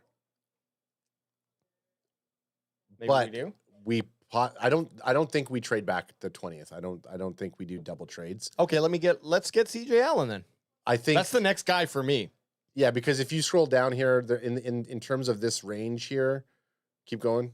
I think C.J. Allen makes the most sense, primarily because we also have the linebacker coach from Georgia. The guys who I would look at is T.J. Parker. We already got an edge, so no point to do that. Kenyon Sadiq, who I know he's the number 1 tight end. I know we have Ferguson, but I just want to bring in another guy who can help improve the offense. I'm bringing your boy in the 6th round. I'm not fucking touching a first-round tight end. You could also do Caden Proctor, who played for Alabama, and what I want to look at is he's a left tackle, so I'm not super interested in him. It's C.J. Allen all the way. What would your thought about Caleb Banks be? You're not looking at any type of interior line? Not with the second. No, because I'm keeping Kenny Clark. Yeah. And I like C.J. Allen. I'm saying take C.J. Allen. Let's take. I'm just looking at trades. We're not going to do it. Okay. Oh, Los Angeles wants two back. Let's do it. Okay, we're gooping it. Okay. LA wants to trade. And we're still probably going to get C.J. Allen. We're so hopefully. LA wants wants to move up 2 spots and trade us their 3rd round pick 86. We're going to do it. And they're not taking it. You asked us, I'm you fucks. I'm throwing in because we don't need these late round picks. Yeah, at this I don't point. give a fuck about that There late it is. round bullshit. Take So it. That's why let's we see have what all these late round bullshits. Don't take him. They Don't take TJ Parker. We don't want him. Fucking take him. And they there take we Denzel go. We got Boston. So we got our guy, CJ Allen. CJ Allen, and we shored up our next 2 picks. So I'm just going to speed now. Yeah, speed ramp it. I feel real good about that. Okay, so pick 44. Okay, now I'm kind of as coach, Right as there. Coach Shoddy, I'm looking at Cassius Howell, CJ Allen. I'm kind of like, hey boys, what are you looking at? Colton Hood? I'm looking at Colton Hood. What other CBs do we have around here? Okay, Colton Hood. I would probably take Colton Hood over Keontae Scott. Here's the difference. Go ahead. Is Keontae the nickel? Keontae's the nickel. Hood's the more boundary. Hood's the more traditional wide receiver. Cornerback. Keontae? Yeah, I think we go Keontae Scott here. Okay. Or Hood is more of the traditional cornerback. I want Scott. Yeah, let's go Scott. Okay, let's bring him on. Keontae Scott, welcome to the team. We got our nickel, and now we're moving. We're moving fast. And we're at 86. Pick 86. Now I like Round Jennings 3. Dunker here. Is there anyone else I'm looking at? Jacob Rodriguez, where do you got? It's Dunker. It's Jennings Dunker. Yeah, we'll get a tackle. I don't mind taking a tackle here. This is kind of hitting your board. Oh, He's hang on fairly- a sec. Time out for a sec. We signed Javonte. However, Emmett Johnson, the running Nebraska? back, he's 5'11", 200. He's going up people's boards. I don't want a running back. I don't want a running back either. Blue. I know. Davis. I know. And then Javonte. I Where's he know. going to... I know. I don't know just if we got bringing him room. up. I'm just saying, Emmett Johnson. I'm gonna convince us at one point to take him. Malachi Fields is another guy that we should just draft so that AJ can say Malachi. I'm just joking. We're not gonna take him. He's big. I like him. You re-signed Tolbert. We're not taking him. No, we're going we're going Dunker. Okay, I'm shoring up our tack- He he's- played right tackle. Yeah, he's a mullet guy. He has a mustache. He fits a can-fan mold. We're drafting him strictly on the positional On the round look. as well as the look. He's a can-fan guy. He's a can-fan. Jennings Dunker.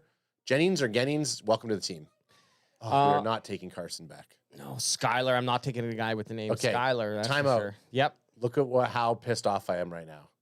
Look at pick 110. Bud. Damn it. That would have been a good one. So In fact, if we were slow rolling, we may have paused it, but That's the problem with PFF is they don't show you. I know. As you're watching the draft, the list of players. Okay, let's look at our picks for a second here. Okay, so we got Cassius Howell, we got CJ Allen, we got Keontae Scott, and we got Gettings Dunker. So I feel like we've done our due diligence on defense. We picked up Jalen Phillips in free agency, and we signed Cassius Howell as our first pick. We have Nakobe Dean as well as Devin Lloyd for linebackers, and we picked up CJ Allen. I'm very excited about our defense. We also picked up a cornerback and a safety in free agency, and we also drafted Keontae Scott. So I feel like now we can kind of goop it around and take BPA. But who's the BPA? I don't want Carson We're not taking back. Carson back. Malik Muhammad is just. You just looked at him, right? What is? I know he's just mid. Okay. He's complete mid. He played for Texas, which is nice. He's got a good body, 6 foot, 190 basically. But I don't feel right. Who else do we have around at the safety? Give me safeties and cornerbacks up on the board here. Well, I'm just gonna go here because if they're not in the tops, like it's not even worth looking at them. Singleton would be a running back I'd look at. No, yeah. But we just talked about that. We just talked about the. Okay, how about this guy? Dazon Stribling, 6'2", 210 from Ole Miss, good school. He had a bunch of slot snaps and wide snaps. He can play both. What about a tight 800 end? yards, 14-yard average touchdown. I do like tight ends. Let's look at Marlon. That's my guy. Marlon Klein? That's my guy. He sucks. No, he's good. Well, listen. He's not good on here. Okay. but he's a dog in CFB. He's a dog in CFB. He's 6'6", 250. and he's a Michigan guy. Let's do it. I'm a fan of Klein. I don't love it, but I'm trusting your video game prowess. I'm just saying he's been mid all through college. Not the choice that I want. I don't even think he's caught over 50 footballs. How many touches did he get? We can't take this guy. We can't take this guy. I'm just saying the way that I utilize Klein. If you ask Riker, who I cook with when I play with Michigan, it's my guy Klein. Here it is. We're taking Taurine York. York, and we're gonna. He's on my list, by the way, my SEC list. Okay, we're so be getting at. Taurine York. I think we have to. Okay, tell me on him. We've all great coverage. Yep. Mid everywhere else. He's a linebacker, and he's only 5'10", 227, compact. Okay. I'm bringing him on the team, and I'm utilizing him as a utility player on my defense. Okay. I'm going to move him. He could be corner. He could be defense. But our defense. Yep. He could be corner. He could be safety. He could even come in on linebacker on some rooms. So some schemes. Okay. So that's who I would say at this point. Okay. I don't like anyone else. Okay. Give me Singleton. Just bring Singleton up here. I know we're not doing him. Singleton, just lackluster. Okay. Yeah. 6 foot 220, good size. Bring your guy. Okay, Taurine York. We're gonna try to make something out of you. And now we're right back to it. There's your other guy, picks. Jalen Kilgore. Either you or Anth had him on the SEC list right there. Kilgore. Let's bring Kilgore on. We saw that was Anth's boy. 6'1", 211. He's a junior. Go Jalen Stroman, safety. I still feel like I want to look at some of our safety guys here. Ooh, he's even better. Okay, so go back, snaps by alignment, bottom there. Hey, so he didn't play corner, which is fine. We have him in the slot, box and deep. How did he do? He did all right against Syracuse. Did all right against Miami. What's his Stanford? He was on. We are late. So 6'1", 210, 200 pounds. I like that. Improved in his 2025 season where he must have been injured in 2024 because he didn't play that much. Yeah. But yeah, box and deep. So he's got that multifaceted approach, and he also played a little bit of slot. He's a fighting Irish, so it's a bloodline pick for you guys. Well, not true bloodline, but bloodline nonetheless. Jalen Stroman. Alma mater pick. Sorry. That's your guys' alma mater pick. And you know what? It's just another. Welcome to the team. It's another DB. Miles Kitzelman. Now we're looking for BPA. Jaden Roberts. So where? Scroll down. Right guard. No, he's just trash. Tyron Montgomery. There's your guy, Tanner Kozel. Oh, Tanner Kozel. Let's bring him on. Yeah. Tanner Kozel. Yeah. We looked at this guy. He's got a shit ton of receptions. He's a pet. He's a pet cat. 6'7", 250. Could be a guy who, could catch some. Tesla. Could be like Isaac Tesla from the Detroit Lions. Welcome to the team, Tanner. And our final pick. You know who I'm going for. I know you're looking for him. Where is he? Hey, Eli. Okay, so he's 230. This is pick 215. Can you scroll up for a sec? Just give me 1 second here. Sell me. You got to sell me. I know, have but to keep sell going, me. keep going, keep going, keep going, keep going. Oh, TJ Guy? Yeah, let me see TJ Guy for a second. He's an edge. I know, and he's not He's not good at run defense. Give me his size, though. 6'4", 250. Nah. Pick your guy. Okay. We're bringing on Eli. It's my boy. Plus, this was like your... This is my team. This was your team. But it's all our team. Yeah, I've massaged it. So, what do we think we got the grade here? How do you feel about it? I'd be pretty happy. Obviously, I'm already stoked if we get those free agents. Yeah. If we The draft is almost secondary after a free agency like this. So I really wet my whistle on this. However, I was happy to go through this with you. I think you helped influence the choices in a positive way. And we're going to see how we broke down here. Yeah. Scroll out just a little bit more. Just zoom out just a bit. There you go. There you go. Oh, no, we're going to go right here. CJ Allen is what they said we should have drafted over Caleb Banks. No, they said they said we should have drafted Caleb Banks over CJ Allen, which we did look at. And you know what? They didn't even. That's just because they're going off their board. They don't know. Hey, they don't know. They don't know what we did in free agency. They don't see what we did in free agency. They don't know. Okay, so we did trade our first pick so that we could go down there and get Cassius Howell.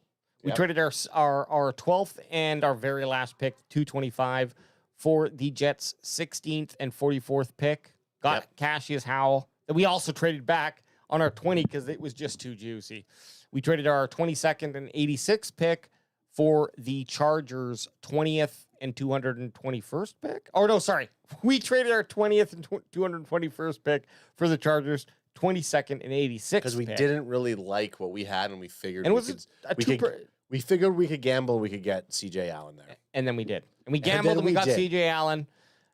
He was a B with our 22nd. They say they reached, but they guess you don't know me. Well, we weren't even supposed to have this pick. So this was our trade back pick. We got Keontae Scott. And we picked him specifically because of our scheme that our defensive coordinator is looking at doing. We needed that true nickel. And the other guy on the board was Hood, but Colton Hood just didn't. Which again, at that point, we could probably look at maybe altering some other positions. I wouldn't be mad with Scott or Hood at that point, to be honest. Jennings Dunker or Gennings Dunker, don't know how you say it. He's a tackle out of Iowa, right tackle, but he said he's going to be versatile. Yeah, I want my lineman to look like Gennings Dunker, and I want my lineman to play on a team like Iowa.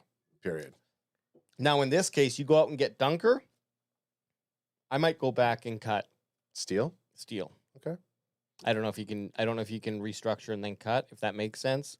But also, it's not bad if Steele ends up being the second guy. Yep. Good. Yeah. He's not a bad backup. Taurine York is the linebacker.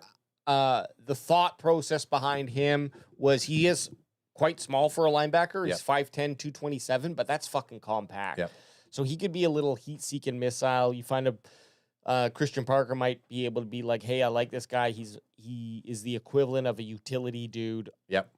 On offense, so let's just have him. I mean, Ants wasn't even here, and we drafted 2 linebackers, and we picked up 2 linebackers in free agency. What does that tell you? Tells me a lot. Tells you a lot.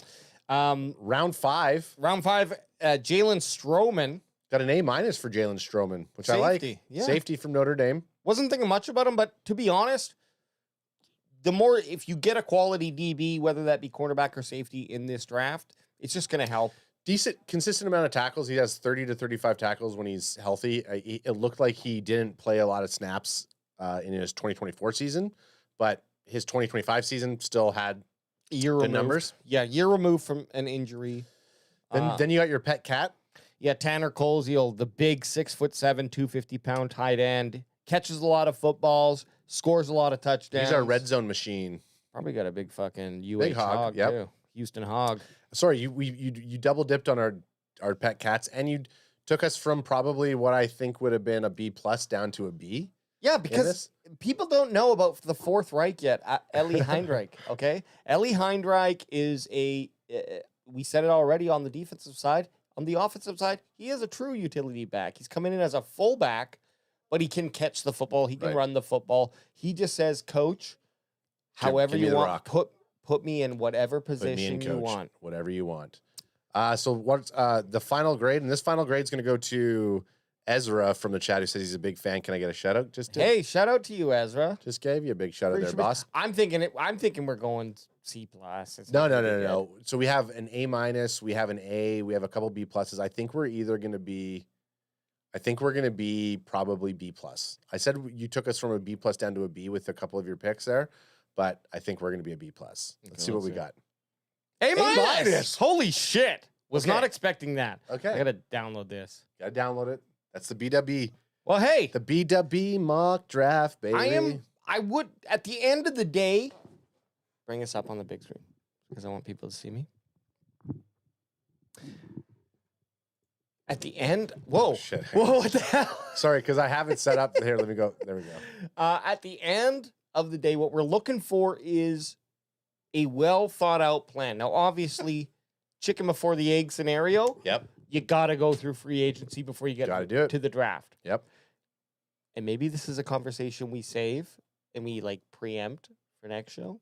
But what do? Do you build free agency based off of what you think you're going to do in the draft, or do you just go out and get what you need in free agency and then let draft take care of it? It makes more sense to do it that way. The teams that go out and win Super Bowls are teams that aren't relying completely on the draft. You can't. And even when you do pick, let's say you pick Cassius Howell. Yeah. And he just doesn't pan out for you, and you're starting to see, you need to go to make moves to pick up a guy to fill that void. The Cowboys tend to just say, these are our people, and we're happy with them, and we believe in them, and there's loyalty there. That's okay. Appreciate that. But not when you're trying to win a fucking chip, right? So ideally, you make your moves in free agency to say, I don't know what's going to happen in the draft, but we're targeting these areas because we believe they're big gaping holes, and let's see if we can dangle it and mix it with the fucking stuff. So I think free agency, the draft is secondary right now. Free agency, go out and spend some money in free agency, kick that credit card bill down, fucking wildcat it, Jerry. We'll pay that stuff in 2028, 2029, because we got 3 years, buddy. And 3-4 years. Exactly. You base off those moves, you base them off of what your quarterback lifespan is right now. And we're in a lucky place. Yes, Dak Prescott is 33 years old. Most quarterbacks in the league today are going to be able to play at an elite level, if that's where they are currently, until they're 37, let's say. I thought Dak was only 31. I don't know. Now we got to check it out. I thought he just turned 30. I could be wrong. I mean, we've been doing this for a decent amount of time. 32. 32. Okay, so July. we're both wrong. Okay. So he's 33. I'm right. You're right. Well, technically, technically we're both wrong, but I meant season. Right. But, Got it. Either way, he's a young, handsome man, and you gotta build this team around what we have right now. I get it. Hey, and if you know anybody out there who thinks the Cowboys aren't going to make moves this year because, they're $32 million over the cap space. They're $32 million over the cap. They're not going. George Pickens isn't going to re-sign with them. Dak Prescott's over. I want you to look them straight in their face and you say, when I watch a Bandwagon Boy only episode of the main event, I came away with some knowledge. And then you tell them to go fuck themselves. You let them know that you got knowledge, and then you say, F you, buddy, F you. You be nice to them, and then you tell them to go pound sand. We may be back tomorrow. We may be back Sunday. We don't actually know. Hey, it's off season, baby. It's off season, baby. Holla. Peace.